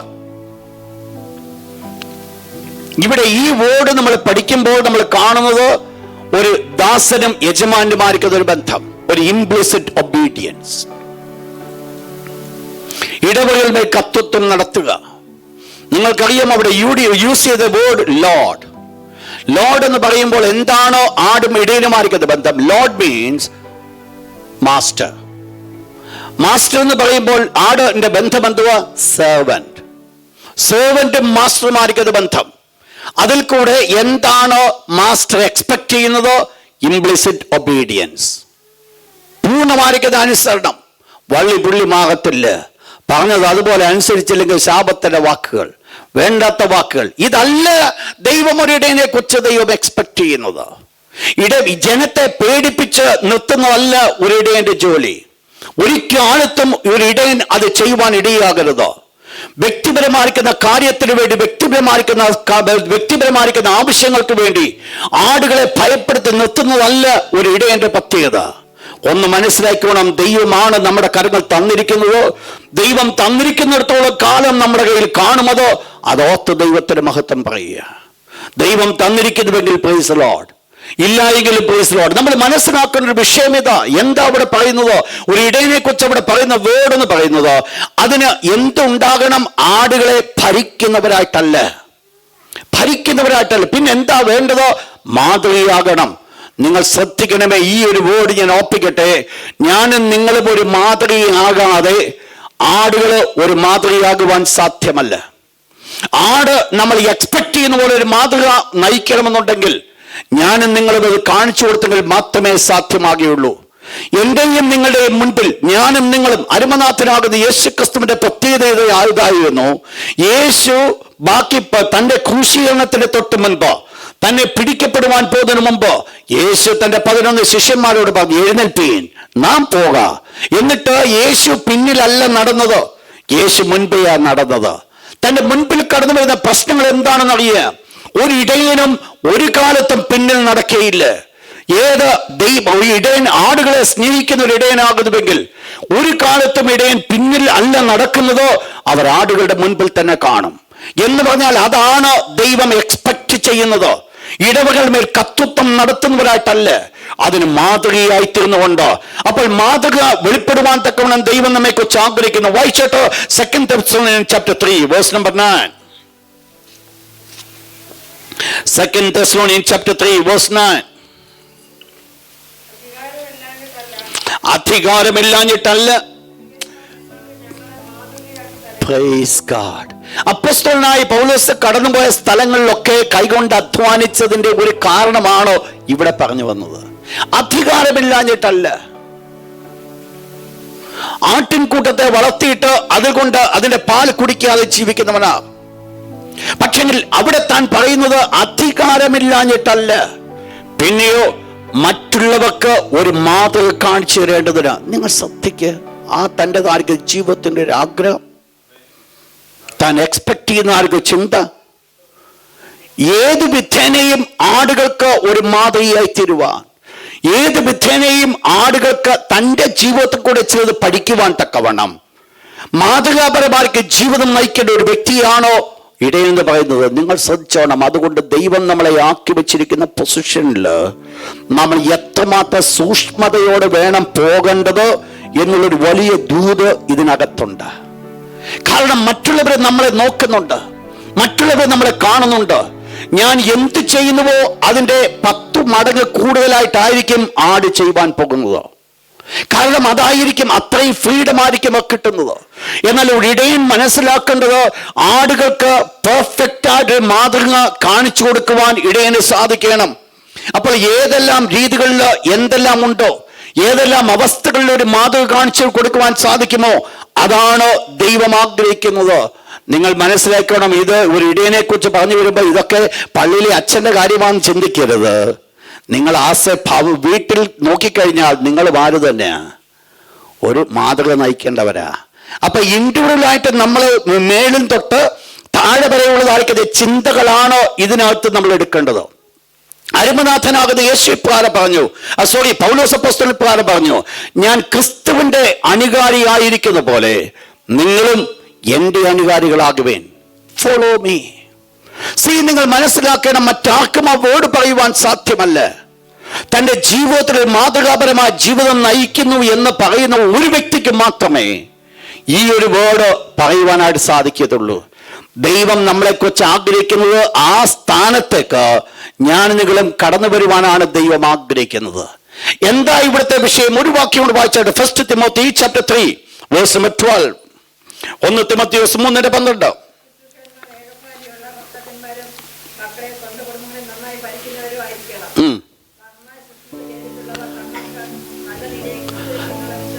Price God. നന്നായി ശുശ്രൂഷ ചെയ്തിട്ടുള്ളവർ എന്ന് പറഞ്ഞാൽ തങ്ങളുടെ ജീവിതത്തിൽ ആ മാന്യത പുലർത്തുന്നവർ, മാതൃക നയിക്കുന്നവർ.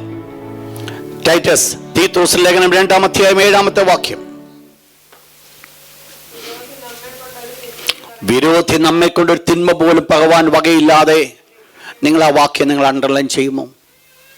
അതാകുമോ നമ്മുടെ ആറ്റിറ്റ്യൂഡ്, നമ്മുടെ തീരുമാനമാകുമോ? വിരോധി നമ്മെക്കുറിച്ച് ഒരു തിന്മ പോലും പകവാൻ വകയില്ലാതെ ലജ്ജിക്കേണ്ടതിനാ. Praise God. ഒന്ന് ചിന്തിച്ച് നോക്കിയേ. പൗലോസ് അപ്പോസ്തലൻ തൻ്റെ ജനത്തോട് പറയുന്ന ഒരു വേർഡ്, വിരോധികൾ, ശത്രുക്കൾ, അവരെ തീർച്ചയായിട്ടും കുറ്റം പറയുവാനായിട്ട് സാധിക്കും. ഇല്ലാത്ത കുറ്റങ്ങൾ അവർ പറയുവാൻ സാധിക്കും. എന്നാൽ പൗലോസ് പറയുന്നത് ആ ശത്രുക്കൾ പോലും നിങ്ങളെക്കുറിച്ചൊരു കുറ്റം പറയുവാൻ ഇടയില്ലാതെ ലജ്ജിക്കേണ്ടതിനാ. ഒരു മനുഷ്യന്റെ ജീവിതത്തിൽ എത്രത്തോളം നന്നായിട്ട് ജീവിച്ചാൽ മാത്രമേ ഈ ഒരു അവസ്ഥയിലേക്ക് ഉയരുവാൻ സാധിക്കത്തുള്ളൂ. മറ്റുള്ളവരെ നമ്മളെ കണ്ടുകൊണ്ടിരിക്കുക, ആ കണ്ടുകൊണ്ടിരിക്കുന്ന സ്ഥാനത്ത് അവരുടെ ലജ്ജിക്കണം. ലജ്ജിക്കണമെങ്കിൽ എന്തു വേണം? ഒരു മാതൃകാപരമായ ജീവിതം നയിക്കണം. നമ്മുടെ എയിം അതായിരിക്കണം. ഞാൻ ഈ വാക്യം ഞാൻ വായിക്കുന്ന സമയത്തൊക്കെ ഞാൻ ചിന്തിക്കാറുണ്ട്, കർത്താവേ, എത്രത്തോളം ഇതുമായിരിക്കുന്ന ബന്ധത്തിൽ എവിടം വരെയൊക്കെ നിൽക്കാനായിട്ട് പറ്റുന്നുണ്ട് എന്നുള്ളത്. നിങ്ങൾ മനസ്സിലാക്കണേ, നമ്മുടെ ജീവിതത്തിൽ ദൈവം എക്സ്പെക്ട് ചെയ്യുന്ന ഒരു കാര്യമാണ് വിരോധിയുടെ മുൻപിൽ പോലും മാതൃകയുള്ളവനായിരിക്കാൻ ദൈവം ആഗ്രഹിക്കുന്നു. ഒരു വാക്യം കൂടെ, യാക്കോബൻ ലേഖനം 5-ാം അധ്യായം 10-ാമത്തെ വാക്യം. യാക്കോബ് 5:10.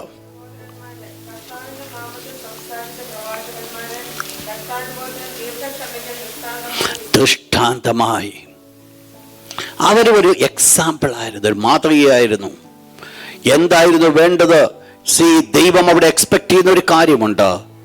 ഇടവകളുടെ മേൽ എന്ത് നടത്തുന്നവരായിട്ടല്ല, കർത്തൃത്വം നടത്തുന്നവരായിട്ടല്ല, പകരം എന്ത് വേണം? ആട്ടിൻകൂട്ടത്തിന് മാതൃകയായിരിക്കണം. നമ്മുടെ ഒരു ചിഹ്നം അതാകട്ടെ, നമ്മുടെ ഒരു ലക്ഷ്യം അതാകട്ടെ. ഞാൻ മറ്റുള്ളവരുടെ മുൻപിൽ ഒരു സാക്ഷ്യമുള്ളവളായി ഒരു എക്സാമ്പിൾ, ഒരു മാതൃകയായിട്ട് എന്നെ കാണുമ്പോൾ മറ്റുള്ളവർ പറയണം ഞാനൊരു ദൈവ പൈതലാണെന്ന്, ഒരു ദൈവ പൈതലിനെ പോലെ ജീവിക്കുന്നുവെന്ന്. ആ ഒരു ആറ്റിറ്റ്യൂഡ് നമ്മുടെ ജീവിതത്തിൽ കടന്നു വരുമെങ്കിൽ ഇടവും വലവും നമ്മൾ നോക്കേണ്ട കാര്യമില്ല. ചുറ്റുപാട് നോക്കിക്കഴിഞ്ഞാൽ ആരും ഒരുപക്ഷെ ജീവിക്കുന്നില്ലായിരിക്കെ, പക്ഷെ അതിൻ്റെ അർത്ഥം അവർ ജീവിക്കാത്തതുകൊണ്ട് അവർ നരകത്തിൽ പോവും. അവരോടുകൂടെ അവരെ കണ്ടുകൊണ്ട് ഞാനും നരകത്തിൽ പോകാനാണ് താല്പര്യമെങ്കിൽ യു ക്യാൻ ഡു ദാറ്റ്. പക്ഷെ എനിക്കും നിങ്ങൾക്കും വേണ്ടത് ആരും ജീവിച്ചില്ല എങ്കിലും ഈ ദിവസങ്ങളിൽ മാതൃകപരമായി ജീവൻ നയിപ്പാൻ ദൈവം ഇടിയാക്കണമേ, ദൈവത്തോടെ പ്രാർത്ഥിക്കുന്നത് ആവശ്യമാണ്. മൂന്നാമത്തെ പ്രധാനപ്പെട്ട ജോലിയായിരുന്നു ഇടവകമേൽ കർത്തൃത്വം നടത്തുന്നവരായിട്ടല്ല, ആട്ടിൻകൂട്ടത്തിന് മാതൃകയായി. നാലാമത്തെ പ്രത്യേകത എഫീഷ്യൻസ് ചാപ്റ്റർ 4:15. എഫേസ്യർ 4:15. ഒരു ഇടയനെ കുറിച്ച് ദൈവം എക്സ്പെക്ട് ചെയ്യുന്ന ഒത്തിരി കാര്യങ്ങളുണ്ട്, പക്ഷെ എല്ലാം കൂടെ പറയുവാൻ സമയമില്ല. ഞാൻ ഈ ഒരു പോയിന്റോട് ഞാൻ അവസാനിപ്പിക്കുക. Ephesians chapter 4:15. ക്രിസ്തു എന്ന തലയോളം വളരണം. Make the sheep grow under the measure of the fullness of Christ. കർത്താവായ യേശുക്രിസ്തുവാകുന്ന തലയോളം വളർത്തേണ്ടത് ആവശ്യമാണ്. ഒരു ഇടയനെ കൂടെ ദൈവം എക്സ്പെക്ട് ചെയ്യുന്നത്. അതിനാ ദൈവം തന്നിരിക്കുന്നത്, വെറുതെ അല്ല ദൈവം തന്നിരിക്കുന്നത്. ആടുകളെ വളർത്തുവാൻ തക്കവണ്ണം ദൈവം എക്സ്പെക്ട് ചെയ്യുന്നുണ്ട്. അതിനാണ് അധ്യക്ഷത ചെയ്യുവാനായിട്ട് പറഞ്ഞത്, അതിനാണ് അവരെ ഭരിക്കുവാനായിട്ട് ദൈവം പറഞ്ഞത്, അതിനാണ് ആടുകൾ അനുസരിക്കുവാനായിട്ട് പറഞ്ഞത്, ആടുകൾ കീഴ്പ്പെട്ടിരിക്കാനായിട്ട് പറഞ്ഞത്. അതിനുവേണ്ടിയേ ഒരാടിനെ നയിക്കണമെന്നുണ്ടെങ്കിൽ, ഒരാടിനെ ഭരിക്കണമെന്നുണ്ടെങ്കിൽ മനസ്സിലായിക്കോണേ, തീർച്ചയായിട്ടും 100% ഒരു ഇടയന്റെ കരങ്ങളിൽ ഏൽപ്പിച്ചു കൊടുക്കാതെ ഒരിക്കൽ പോലും ഒരാടിന് വളരുവാനായിട്ട് സാധ്യമല്ല. വളരേണ്ട ഒരു വലിയ റെസ്പോൺസിബിലിറ്റി അല്ലെങ്കിൽ അതിന് വലിയ ഒരു ഉത്തരവാദിത്വം ഒരു ഇടയനുണ്ട് എന്നുള്ളത് സത്യമായ കാര്യമാണ്. അതിനാണ് ദൈവം ആക്കി വെച്ചിരിക്കുന്നത്. അപ്പോൾ ഈ ഒരു ജോലി ചെയ്യണമെങ്കിൽ എന്തു വേണം, എന്തൊക്കെ ആയിരിക്കണം ഒരു ലീഡറിനുണ്ടാകേണ്ട ക്വാളിറ്റീസ്? അതിൽ ഒന്നാമത്തെ ക്വാളിറ്റി 13-ാമത്തെ എബ്രായർ 13:7. വീണ്ടും ഒരിക്കൽ കൂടെ 13:17. Lead the people. എങ്ങനെയാണോ ജനത്തെ നയിക്കേണ്ടത്, ജനത്തെ നയിക്കുവാനായിട്ട് ദൈവം ആഗ്രഹിക്കുന്ന ഒരു വടി എടുത്തുകൊണ്ട് പുറകാലെ നടന്ന് ഓ എന്ന് പറഞ്ഞുകൊണ്ട് നടത്താനല്ല. ദൈവം ആഗ്രഹിക്കുന്ന ഒരു കാര്യമുണ്ട്. എന്താണ് ചെയ്യേണ്ടത്? 2 തിമോത്തി chapter 4:3 and 4. 2 തിമോത്തിയോസ് 4-ാം അധ്യായം 3-4 വാക്യം.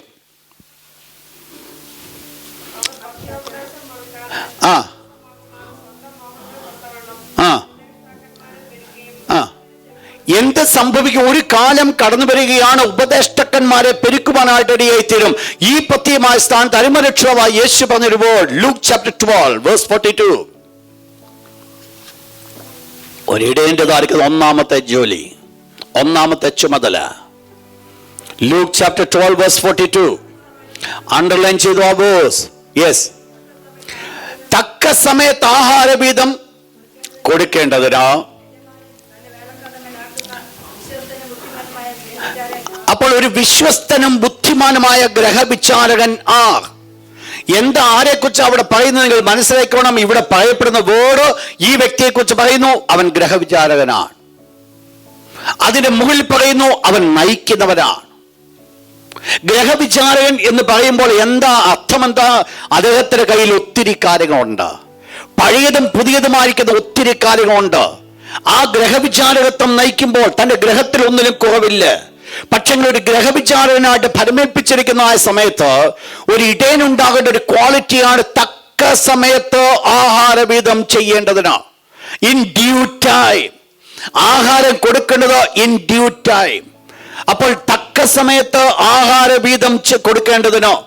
അപ്പോൾ ഇത് തക്ക സമയം ആഹാരവീതം കൊടുക്കണമെങ്കിൽ ഇടയൻ ആരായിരിക്കണമെന്ന് അവിടെ പറയുന്നത്. ഒന്ന്, ഇടയൻ ആരായിരിക്കണം? വിശ്വസ്തനും ബുദ്ധിമാനുമായിരിക്കണം. അപ്പോൾ ദൈവത്തിന്റെ മുൻപാകെ വിശ്വസ്തനായിരിക്കണം, ഫെയ്ത്ത്ഫുൾ ആയിരിക്കണം. 2, വൈസായിരിക്കണം. എന്താ കൊടുക്കേണ്ടത്? തക്ക സമയത്ത് ആഹാരം കൊടുക്കണം. അപ്പോൾ തക്ക സമയത്ത് എവിടുന്ന ഈ ആഹാരം കൊടുക്കുന്നത്? ആടുകളുടെ അവസ്ഥ അറിയാവുന്ന സ്വർഗ്ഗത്തിലെ ദൈവത്തിന് മാത്രമേ ഉള്ളൂ. എല്ലാ ആടുകളുടെയും അവസ്ഥ അറിയുവാനായിട്ട് സാധ്യമല്ല. പക്ഷെ ഒരു കാര്യമുണ്ട്, ഒരു ഇടയൻ ദൈവത്തിന്റെ പാദങ്ങളിൽ ഇരിക്കുമ്പോൾ ആടിനെ നയിക്കേണ്ട വഴി ഏതാണെന്നുള്ളത് സ്വർഗ്ഗത്തിലെ ദൈവം വെളിപ്പെടുത്തി കൊടുക്കും. എന്ന് പറഞ്ഞാൽ ഒരു ആടും ഇട്ടയ്ക്കുന്ന ബന്ധത്തിലേക്ക് കടന്നു വരുമ്പോൾ ആടുകൾക്ക് വേണ്ട ഭോജനം കൊടുക്കേണ്ട ഒരു ചുമതല ഇടയനുണ്ട്. ആ വേർഡ് നിങ്ങൾ ശ്രദ്ധിച്ചോണം, തക്ക സമയത്ത്. അപ്പോൾ തക്ക സമയം, ഇൻ ഡ്യൂ ടൈം. ഏതാണ് സീസൺ? എപ്പോഴാ കൊടുക്കുന്നത്? ഉച്ചയ്ക്ക് ചോറ് കൊടുക്കുന്നുണ്ട്, വൈകിട്ട് ചപ്പാത്തി കൊടുക്കുന്നുണ്ട്. ഏത് വേണമെങ്കിലും കഴിക്കാൻ പറ്റും. പക്ഷെങ്കിൽ ഒരു ബുദ്ധിമാനായിരിക്കുന്ന ഒരു ഇടയന്റെ ലക്ഷണമായിരിക്കും ആടിന് ആവശ്യമായിരിക്കുന്ന ആഹാരം ഏത് സമയത്ത് ആവശ്യമായിരിക്കുന്നുവോ ആ ആഹാരം തക്ക സമയത്ത് കൊടുക്കുക എന്നുള്ളത്. നിങ്ങൾ മനസ്സിലാക്കണം, ഈ ഒരു ജോലി ചെയ്യുവാനായിട്ട് ഇറ്റ്സ് നോട്ട് ഈസി. പലപ്പോഴും നമ്മൾ അനേക ദൈവദാസന്മാരെ കടന്നു വന്ന് ദൈവത്തിന്റെ വചനം സംസാരിച്ച് കടന്നു പോകുമ്പോൾ ഞാൻ നിങ്ങൾ പറയുന്ന ഒരു വേർഡുണ്ട്, ദൈവം എന്നോട് സംസാരിച്ചു. What you mean by that? എന്താ വാക്കിന്റെ അർത്ഥം? ആ വാക്കിന്റെ അർത്ഥം എന്ന് പറയുന്നത് ഇൻ ഡ്യൂ ടൈം, ആ തക്ക സമയത്ത് എനിക്ക് വേണ്ടുന്ന ആഹാരം തരുവാൻ ദൈവം ആ വ്യക്തിയെ ഉപയോഗിച്ചു എന്നുള്ളതാ. പ്രിയപ്പെട്ടവരെ, നമ്മൾ മനസ്സിലാക്കേണ്ട ഒരു കാര്യമുണ്ട്, ആടുകൾ നയിക്കപ്പെടേണ്ടത് ദൈവത്തിന്റെ വചനം കൊടുത്തുകൊണ്ടാണ്. ഒരു ഇടയൻ ആടുകളെ നയിക്കുന്ന പച്ചപ്പുൽ മേടുകളിലേക്കാണ്. പച്ചപ്പുൽ മേടുകളിൽ ആടുകൾക്ക് വേണ്ടതായിരിക്കുന്ന മേച്ചിൽ കൊള്ളതുപോലെ തന്നെ ദൈവം ആഗ്രഹിക്കുന്ന ഒരു ഇടയനെ ആക്കി വച്ചിരിക്കുമ്പോൾ ആടിന്റെ അവസ്ഥ എന്തെന്ന് മനസ്സിലാക്കിക്കൊണ്ട് ആടിന് വേണ്ടതായിരിക്കുന്ന ഭോജനം കൊടുക്കുവാൻ കഴിവുള്ളവനായിരിക്കണം ദൈവത്തിന്റെ ദാസൻ എന്ന് പറയുന്നത്. Lead the people. അപ്പൊ എന്താ വേണ്ടത്? ആ സമയം മനസ്സിലാക്കേണ്ടത് വളരെ ആവശ്യമാണ്. ഏതാ സീസൺ എന്നുള്ളത്, കാലം ഏതാണെന്നുള്ളത് മനസ്സിലാക്കണം. എന്ത് ഭോജനമാണ് ഇവിടെ ആവശ്യമായിരിക്കുന്നത് മനസ്സിലാക്കണം. രോഗത്തോടുകൂടെ ഭാരപ്പെട്ട് കടന്നു വരുന്ന വ്യക്തിക്ക് വേണ്ടത് മറ്റു കാര്യങ്ങളൊന്നും ആയിരിക്കത്തില്ല, യേശുവിന്റെ സൗഖ്യത്തിന്റെ കരങ്ങളായിരിക്കുക. മറ്റൊരു വിഷയത്തോടെ കടന്നു വരുന്ന വ്യക്തിക്ക് വേണ്ടത് വേറൊന്നുമായിരിക്കത്തില്ല, അവരുടെ ജീവിതത്തിന് ആവശ്യമായിരിക്കുന്നത്. നമ്മൾ ഓരോരുത്തരും കടന്നു വരുന്ന ആഗ്രഹങ്ങൾ മനസ്സിലാക്കി സ്വർഗത്തിലെ ദൈവം നമ്മളോട് ഇടപെടണമെങ്കിൽ വളരെ ആവശ്യമായിരിക്കുന്ന ഒരു കാര്യമാണ് ഇടയൻ ആടിന്റെ അവസ്ഥകൾ മനസ്സിലാക്കിയിരിക്കണം. മനസ്സിലാക്കിയെന്ന് ഞാൻ പറഞ്ഞു വരുന്നത് ടെമ്പററി നോയിങ് എന്നല്ല ഞാൻ പറഞ്ഞു വരുന്നത്. പിന്നെയോ ഇതെങ്ങനെ സാധിക്കത്തുള്ളൂ? ദൈവത്തിന്റെ സാന്നിധ്യത്തിൽ മുട്ടുകൾ മടക്കുമ്പോൾ, ദൈവത്തിന്റെ സാന്നിധ്യത്തിലായിരിക്കുമ്പോൾ, കർത്താവ് എന്താണ് ഞാൻ ആലോചന പറഞ്ഞു കൊടുക്കേണ്ടത് എന്ന് ദൈവത്തിന്റെ പക്കൽ നിന്ന് പ്രാപിക്കുവാൻ സാധിക്കുമ്പോൾ അതായിരിക്കും ജനത്തിന് അനുഗ്രഹമായിരിക്കുന്നത്. ദൈവത്തിന്റെ തിരുവചന അരുമനാഥനാകുന്ന യേശുപ്പാരൻ പറഞ്ഞു, ദൈവം അയച്ചവൻ ദൈവത്തിന്റെ വചനം പ്രസ്താവിക്കുന്നു, ആത്മാവിനെ അളവ് കൂടാതല്ലോ അവരുടെ മേൽ പകരുന്നത്. അപ്പോൾ എന്താ വേണ്ടത്? ദൈവത്താൽ ഐക്യപ്പെടുന്നത്. ദൈവത്താൽ ഐക്യപ്പെട്ടു എന്ന് പറയുമ്പോൾ ഒരു കാര്യം മനസ്സിലാക്കണം, ദൈവത്തിൻ്റെതായിരിക്കുന്ന ഒരു ദൂത് അവന്റെ കയ്യിലുണ്ട്. അതായിരിക്കും ദ ഡ്യൂ സീസൺ, അതായിരിക്കും തക്ക സമയത്ത്. അപ്പോൾ ആഹാരം കൊടുക്കുക എന്ന് പറയുന്നത് ദൈവത്തിന്റെ വചനമാണ്. ഒരുപക്ഷെ ഒരിക്കൽ പോലും എല്ലാവരെയും കൈപിടിച്ച് നടത്തുവാനായിട്ട് പറ്റത്തില്ല, പക്ഷെ ഒരു കാര്യം ചെയ്യുവാനായിട്ട് സാധിക്കും. ദൈവം തന്നിരിക്കുന്ന ആലോചന അവർക്ക് ആവശ്യമായിരിക്കും ദൈവിക ദൂത് കൊടുക്കുമ്പോൾ അത് ഏറ്റെടുക്കേണ്ടത് ജനത്തിന്റെ ആവശ്യമാണ്. അത് കൊടുക്കുവാൻ സാധിക്കുമെങ്കിൽ ഇടയൻ കറക്റ്റായിട്ട് ആടുകളെ നയിക്കും. ഇതാണ് ഞാൻ മുമ്പേ വായിപ്പിച്ചത്. അന്ത്യകാലത്തിന്റെ ഒരു ലക്ഷണമാണോ? പത്യോപദേശം കേൾക്കുവാൻ അവർക്ക് താല്പര്യമില്ല. കർണരസമാകമാകെ ഇഷ്ടപ്പെടുന്ന തമാശകളൊക്കെ പറഞ്ഞുകൊണ്ടിരിക്കുവാൻ സാധിക്കുമെങ്കിൽ അത് ഇഷ്ടപ്പെടുന്നവർക്ക് ഒരു കൂട്ടത്തിന്റെ അവസ്ഥയിലേക്ക് ലോകം കടന്നു പോകുമ്പോൾ എനിക്കും നിങ്ങൾക്കും ആവശ്യമായിരിക്കുന്ന ഒരു കാര്യമുണ്ട്. ഇതിനകത്ത് ആടുകൾക്ക് ഒരു വലിയ ജോലിയുണ്ട്. എന്ത് വേണമെന്നറിയാമോ? ഒന്ന് പ്രാർത്ഥിച്ചുകൊണ്ട് വരണം. എൻ്റെ ദൈവമേ, എൻ്റെ അവസ്ഥ ഇതാ, ഇന്ന് പകൽക്കാലം അല്ലെ ഇന്ന് രാത്രി എന്നോട് നീ ഇടപെടണമെന്നോ ദൈവത്തോടൊന്ന് പ്രാർത്ഥിച്ചു വരുന്നുവെങ്കിൽ ദൈവം ഒരിക്കൽ പോലും പക്ഷപാതം കാണിക്കത്തില്ല. ഒരാളുടെ ഭാഗം മാത്രമല്ല. എന്താ ഇവിടെ രണ്ടാമത്തെ പറ്റിയത്? Live a life of faith. വായിച്ചോട്ടെ 13:7. 13:7. Hebrews 13:7. നിങ്ങളോട് ദൈവവചനം പ്രസംഗിച്ചു, നെക്സ്റ്റ് വേർഡ്, അവരുടെ ജീവാവസാനമോത്ത്. അപ്പോൾ ഒരു ദൈവദാസനെ കൂടെ ദൈവം ആഗ്രഹിക്കുന്ന ഒരു കാര്യമാണ് live a life of faith. വിശ്വാസ ജീവിതം നയിക്കണം. അപ്പോൾ ഒരു ദൈവദാസൻ വിശ്വാസ ജീവിതം നയിക്കുന്നവനായിരിക്കണം. പണ്ട് പൂർണ്ണസമയ സുവിശേഷ വേലയ്ക്ക് വേണ്ടി ഇറങ്ങിക്കഴിയുമ്പോൾ ആദ്യം പറയുന്നൊരു വേർഡുണ്ട്, എന്തുവാ? ഞാൻ വിശ്വാസ ജീവിതം നയിക്കുകയാണെന്ന്. പക്ഷെ ഇപ്പോഴത്തെ സന്ദർഭത്തിൽ വലിയ കാര്യങ്ങളൊന്നുമില്ല വിശ്വാസ ജീവിതം നയിക്കുവാൻ. ബട്ട് ഒരു ദൈവ പൈതലിന് ഏതെല്ലാം സമൃദ്ധി ഉണ്ടെങ്കിലും അവൻ്റെ ജീവിതത്തിൽ ചില കാര്യങ്ങൾക്ക് വിശ്വാസത്തിൽ അവൻ നിലനിൽക്കുവാൻ സാധിക്കുന്നില്ല എങ്കിൽ, ഞാൻ പറഞ്ഞത് ഫെയ്ത്ത് നമ്മുടെ ഡോക്ടറിനല്ല ഞാൻ പറഞ്ഞു വരുന്നത്, തൻ്റെ വ്യക്തിപരമായ ജീവിതത്തിൽ ചിലത് വിശ്വാസമായി ഡെവലപ്പ് ചെയ്ത് ആ വിശ്വാസം തൻ്റെ ജീവിതത്തിൽ കൂടെ കിടപിടിക്കുവാൻ, നിവർത്തിക്കപ്പെടുവാൻ വേണ്ടി ഒരുക്കപ്പെട്ട അതിനുവേണ്ടി ഒരു പ്രാർത്ഥനാ ജീവിതം ഉണ്ടാകേണ്ടത് ഒരു ദൈവദാസന്റെ ആവശ്യമാണ്. Live a life of faith. വിശ്വാസ ജീവിതം നയിക്കണം. ഒരു മനുഷ്യന്റെ മുൻപിൽ കൈനീട്ടപ്പെടുവാനല്ല, പിന്നെയോ അവരുടെ ജീവിതത്തിൽ വേണ്ടത് ദൈവത്തിൻ്റെ പാതകൾ മുട്ടുകളും അടക്കുവാൻ സാധിക്കുമെങ്കിൽ, ഞാനൊരു ഭൗതിക നന്മയെക്കുറിച്ച് മാത്രമല്ല ഞാൻ പറഞ്ഞു വരുന്നത്, യു നെയിം ഇറ്റ് എനിത്തിങ്. ഒരു പക്ഷെങ്കിൽ ദൈവം തന്ന ദൈവിക ദർശനമായിരിക്കാം, അല്ലെങ്കിൽ മറ്റെന്തെങ്കിലും ആയിരിക്കാം. ഒരു ദൈവദാസൻ ആവശ്യമായിരിക്കുന്നത് ദൈവത്തിൻ്റെ പക്കൽ നിന്ന് ഏറ്റെടുത്ത് അത് നമ്മുടെ ജീവിതത്തിൽ കൂടെ നിവർത്തിക്കപ്പെടുന്നതോ കാണേണ്ട ഒരവസ്ഥ ഒരു ദൈവദാസനുണ്ട്. Live a life of faith. മറ്റുള്ളവരെ നമ്മളെ കാണുമ്പോൾ മനസ്സിലാക്കണം, ഈ ദൈവദാസൻ ഈ സ്ഥാനത്ത് ഇങ്ങനെ ചെയ്തതാ, ആ സ്ഥാനത്ത് ദൈവം നയിച്ചതാ. നമ്മുടെ ഫെയ്ത്ത് മറ്റുള്ളവർക്ക് കാണുവാൻ തക്കവണ്ണം ഒരു കാരണമാക്കണം.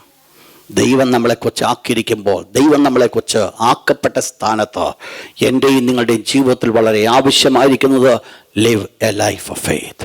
വിശ്വാസ ജീവിതം നിങ്ങൾ നയിക്കേണ്ടത് വളരെ ആവശ്യമാണ്. മൂന്നാമത്തെ പ്രത്യേകത ഹീബ്രൂസ് 13:7.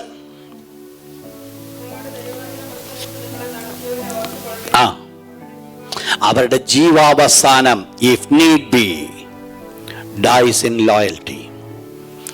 ഒരു ദൈവദാസന്റെ പ്രത്യേകത, അടുത്ത പ്രാധാന്യത, ഇഫ് നീഡ് ബി, ഒരാവശ്യം വന്നാൽ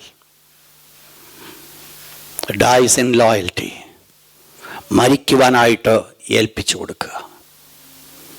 ആ ഒരവസ്ഥയിലേക്ക് കടന്നു വരേണ്ട ഒരു സിറ്റുവേഷൻസ് കടന്നു വരുന്നുവെങ്കിൽ അതിനുവേണ്ടി പൂർണ്ണമായിട്ട് ഏൽപ്പിച്ചു കൊടുക്കേണ്ടത് വളരെ ആവശ്യമാണ്. ഫിലിപ്പിയർ 2:17.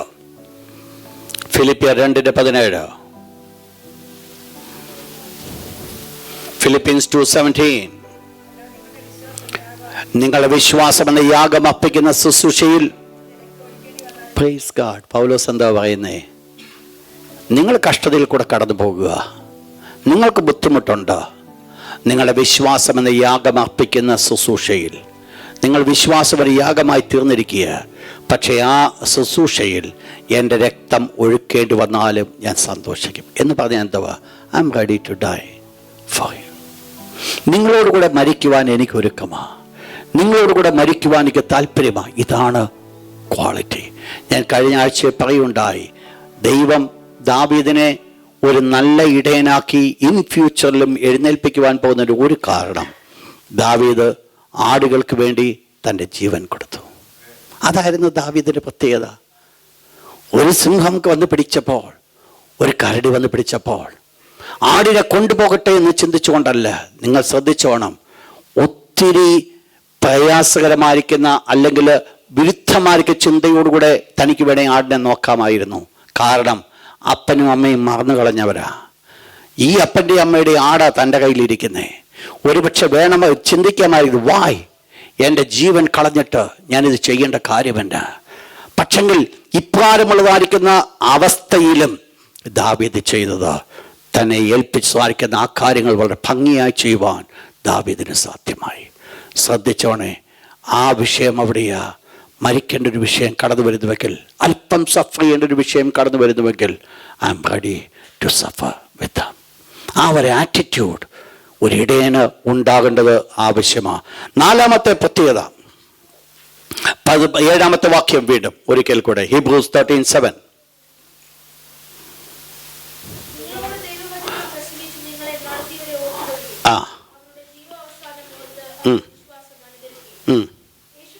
രണ്ട് കാര്യങ്ങളാണ് ദൈവം അതിൽ കൂടെ ഒന്ന് ആഗ്രഹിക്കുന്നത്.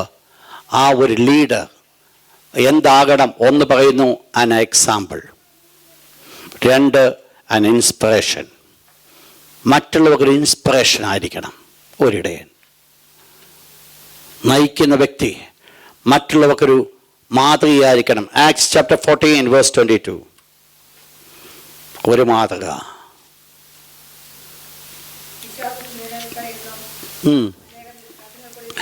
ലുസ്രയിൽ അടികിട്ടി, വലിച്ചെറിഞ്ഞു, ചത്തെന്ന് ചിന്തിച്ചു, വഴിയിലിട്ടേച്ച് പോയതാ.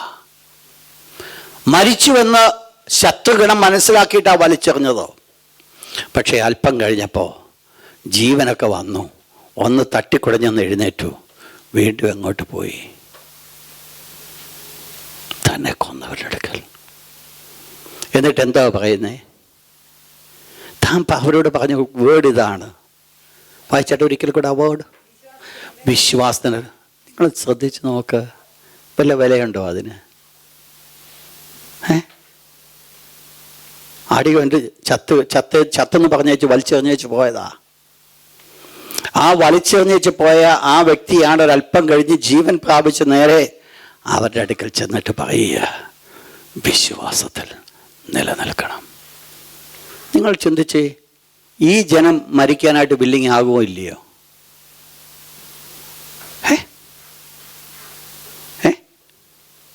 മരിക്കാൻ വില്ലിങ് ആകുമോ ഇല്ലയോ? ആകും. എന്തുകൊണ്ടാ? He's an example. പൗലോസ് ഒരു എക്സാമ്പിളാ.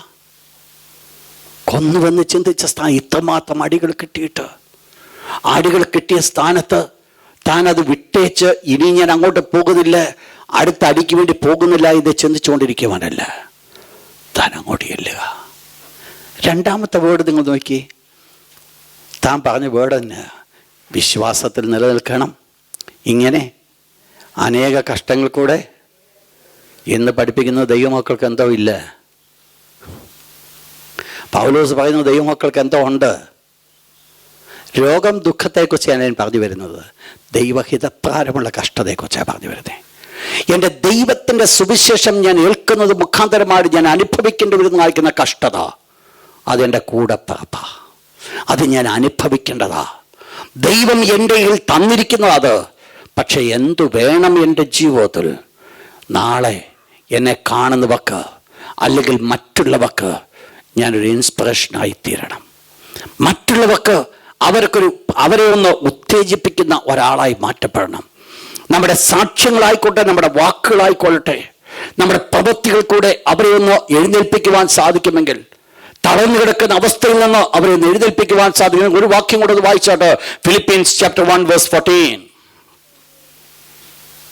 ഫിലിപ്പീൻസ് 1:14. സഹോദരന്മാർ മിക്കപേരും എൻ്റെ ബന്ധനങ്ങളാൽ കർത്താവിൽ ധൈര്യം പൂണ്ട്. ശ്രദ്ധിച്ചു നോക്കിയേ, പുള്ളി എന്തിനാ കാരാഗ്രഹത്തിട്ടെ? ദൈവത്തിന്റെ വചനം പ്രസംഗിച്ചതിന്. പക്ഷേ സഹോദരന്മാർ ഒരു പറ്റം എന്തോ ചെയ്തു? പുള്ളിയെ കൊണ്ട് കാരാഗ്രഹത്തിട്ടപ്പോ അവർക്ക് ഇൻസ്പയർഡ്, അവർക്കൊരു ഇൻസ്പിറേഷനായിരുന്നു കിട്ടിയത്. ഞങ്ങളുടെ പൗലോസിനെ കൊണ്ട് കാരാഗ്രഹത്തിട്ടു. We are also ready to die for Jesus. Paulose എന്നല്ല, പൗലോസിന് വേണ്ടി മരിക്കാനെന്നല്ല, ആർക്ക് വേണ്ടി? യേശുവിന് വേണ്ടി. നിങ്ങൾ ചിന്തിക്ക്, എത്രമാത്രം ഒരു ഉത്തേജകമായിരുന്നു ആ വേർഡ്. അരുമനാഥനാകുന്ന യേശു ശുശ്രൂഷ തുടങ്ങിയ സമയം എപ്പോഴാണെന്നറിയാമോ? യേശു ശുശ്രൂഷ തുടങ്ങിയത് യോഹന്നാൻ സ്നാപകൻ കാരാഗ്രഹത്തിൽ അടയ്ക്കപ്പെട്ടു എന്ന് മനസ്സിലാക്കിയപ്പോൾ യേശു ശുശ്രൂഷ തുടങ്ങി. വേണമായിരുന്നെങ്കിൽ യേശുവിനെ നേരത്തെ തുടങ്ങാമായിരുന്നു. പക്ഷെ യേശു നേരത്തെ ചെയ്തില്ല. എന്താ ചെയ്യാഞ്ഞ്? യേശു ദൈവത്തിൻ്റെ സമയത്തിന് വേണ്ടി കാത്തിരിക്കുക. ഏതായിരുന്നു റൈറ്റ് ടൈം? ഒരു രാജാവ് തനിക്ക് മുന്നോടിയായി വന്നവനെ പിടിച്ച് കൊല്ലുവാൻ തക്കണം ആഗ്രഹിച്ചുകൊണ്ട് കാരാഗ്രഹത്തിൽ അടച്ചപ്പോൾ, ദൈവത്തിന് വേണ്ടി നിന്നവനെ കാരാഗ്രഹത്തിൽ അടയ്ക്കുവാൻ ഇടയായിത്തീർന്നപ്പോൾ, ഇപ്പത്തെ അതിന് പിന്നോടിയായി കടന്നു വന്ന അരുമനാഥൻ ശുശ്രൂഷയ്ക്ക് വേണ്ടി ഇറങ്ങുക. ഒന്ന് ചിന്തിച്ചു നോക്കി, എന്തായിരുന്നു യേശു ചെയ്യേണ്ടത്? കുറച്ചു കാലം കൂടെ ഇതൊക്കെ ഒന്ന് ഒതുക്കി തീരുന്നത് വരെ മിണ്ടാതിരിക്കണം. പക്ഷെ അതായിരുന്നില്ല. യോഹന്നാൻ സ്നാപകൻ തൻ്റെ മുൻപിൽ ഒരു ഇൻസ്പിറേഷനായിരുന്നു. തൻ്റെ മുൻപിൽ അത് ഉത്തേജകമായിരുന്നു. ദൈവത്തിന് വേണ്ടി മുൻപോട്ട് ഇറങ്ങുവാൻ, ദൈവത്തിന് വേണ്ടി ശുശ്രൂഷ ചെയ്യുവാൻ. ഈ നാളുകൾ ദൈവമക്കളെ നിങ്ങൾ ഒത്തിരി വായിക്കേണ്ടത്. അനുഗ്രഹത്തിൻ്റെ ബുക്ക് വായിക്കുന്നത് വളരെ നല്ലതാ. അതിനേക്കാൾ വളരെ നല്ലതാ കർത്താവിന് വേണ്ടി കഷ്ടാനുഭവം അനുഭവിച്ച ദൈവഭക്തന്മാരുടെ ജീവിതം. ഇതെന്ത് വരുത്തുമെന്നറിയാമോ? നമ്മുടെ ലൈഫിനെ എൻ്റെ യേശു വേണ്ടി കഷ്ടം അനുഭവിക്കുവാൻ ഏൽപ്പിച്ചു കൊടുക്കുന്ന ശ്രേഷ്ഠമായിരിക്കുന്ന ഒരു അനുഭവത്തിലേക്ക് എന്നെ നിങ്ങളെ നയിക്കും. അവരുടെ കഷ്ടത കാണാനല്ലേ ഞാൻ പറഞ്ഞു വന്നേ. ദൈവത്തിന് വേണ്ടി കഷ്ടം അനുഭവിപ്പാൻ ദൈവം എന്നെ വിളിച്ചിരിക്കുമ്പോൾ, ദൈവം നമ്മെക്കുറിച്ചത് ആഗ്രഹിക്കുമ്പോൾ, ഈ നാളുകൾ നമുക്ക് വേണ്ടത് ഒരു കാര്യമാണ്. കർത്താവേ, എൻ്റെ ജീവിതത്തിൻ്റെ അനുഭവം, ഈ അനുഭവങ്ങൾ കൂടി ഞാൻ കടന്നു പോകുമ്പോൾ മറ്റുള്ളവർക്ക് ഒരു ഇൻസ്പിറേഷൻ കൊടുക്കുവാൻ സാധിക്കുമെങ്കിൽ അവരെ ശുശ്രൂഷയിലേക്ക് ഒന്ന് ആനയിക്കുവാൻ സാധിക്കും. പറഞ്ഞോട്ടല്ല, പൗലോസ് പറഞ്ഞില്ല ഞാൻ പോവാ, നിങ്ങൾ എൻ്റെ പിന്നാലെ എൻ്റെ വിടവ് നിങ്ങൾ നികത്തിക്കൊള്ളാൻ പറഞ്ഞില്ല. പൗലോസ് പുസ്തകം പറയുന്നത് ഞാൻ ഇപ്രാരെ കിടക്കുന്നുവെന്നറിഞ്ഞുകൊണ്ട് അവർ ധൈര്യം പൂണ്ടു. അവർക്ക് ധൈര്യം കിട്ടി. ദേ വർ കറേജിയസ്. മിനിസ്ട്രി ചെയ്യുവാൻ അവർക്ക് ഒരുക്കമുണ്ടായി. ഞങ്ങൾ വെറുതെ ഇരിക്കത്തില്ല. ഒരു പൗലോസിനെ കാരാഗ്രഹത്തിൽ അടച്ചാൽ ഞങ്ങൾ 100 പൗലോസുമാർ എഴുന്നേൽക്കുമെന്നുള്ള ഒരു വാക്ക്, അതാ വേണ്ടിയിരുന്നേ. അത് കൊടുക്കുവാൻ പൗലോസിന് സാധിച്ചുവെങ്കിൽ അതാ ജീവിതത്തിൻ്റെ ധന്യമായിരിക്കുന്ന മുഹൂർത്തം. ഇതാ ദൈവം ഒരു ലീഡറിൽ കൂടെ ആഗ്രഹിക്കുന്നത്. പ്രിയപ്പെട്ടവരെ, ഓർപ്പിക്കട്ടെ, ദൈവം നമ്മളെക്കുറിച്ച് എക്സ്പെക്റ്റ് ചെയ്യുന്നത്, ദൈവം നമ്മളെ ആ പദവിയിലാക്കിയിരിക്കുമ്പോൾ നമുക്കെല്ലാവർക്കും ഒത്തിരി കുറവുകൾ ഇതിനകത്തുണ്ട്. ആ കുറവുകൾ ദൈവത്തിനു മുമ്പാകെ ഏറ്റു പറഞ്ഞുകൊണ്ട്, ദൈവമേ, ഈ ദിവസങ്ങളിൽ യേശു ആഗ്രഹിക്കുന്ന പോലെ ഞങ്ങളെ തന്നിരിക്കുന്ന ആടുകളെ മേയ്പ്പാൻ ദൈവം കൃപ തരണമേ. ദൈവത്തോട് പറഞ്ഞ് എല്ലാ കണ്ണുകളും ശാന്തമായിട്ട് അടയട്ടെ. എല്ലാ കണ്ണുകളും ശാന്തമായിട്ട് അടച്ചുകൊണ്ട് ഇന്ന് രാത്രി എല്ലാവരും ഒരുമിച്ച് പ്രാർത്ഥിച്ചാട്. കർത്താവേ, എന്നെ നീ സഹായിക്കണമേ, എന്നെ നീ സഹായിക്കണമേ. കർത്താവേ, എനിക്ക് കൃപ ചെയ്യണമേ. ഹല്ലേലൂയ. ഈ നാളുകൾ ദൈവം ആഗ്രഹിക്കുന്ന അവസ്ഥയിലേക്ക് ഞാൻ ആയിത്തീരുവാൻ തക്കവണ്ണം, ഹല്ലേലൂയ, മറ്റുള്ളവർക്ക് ഇൻസ്പിറേഷനായി മാറ്റപ്പെടുവാൻ എൻ്റെ ദൈവമേ എന്നെ സഹായിക്കണമേ. ദൈവത്തോട് പ്രാർത്ഥിച്ചാട്ട്.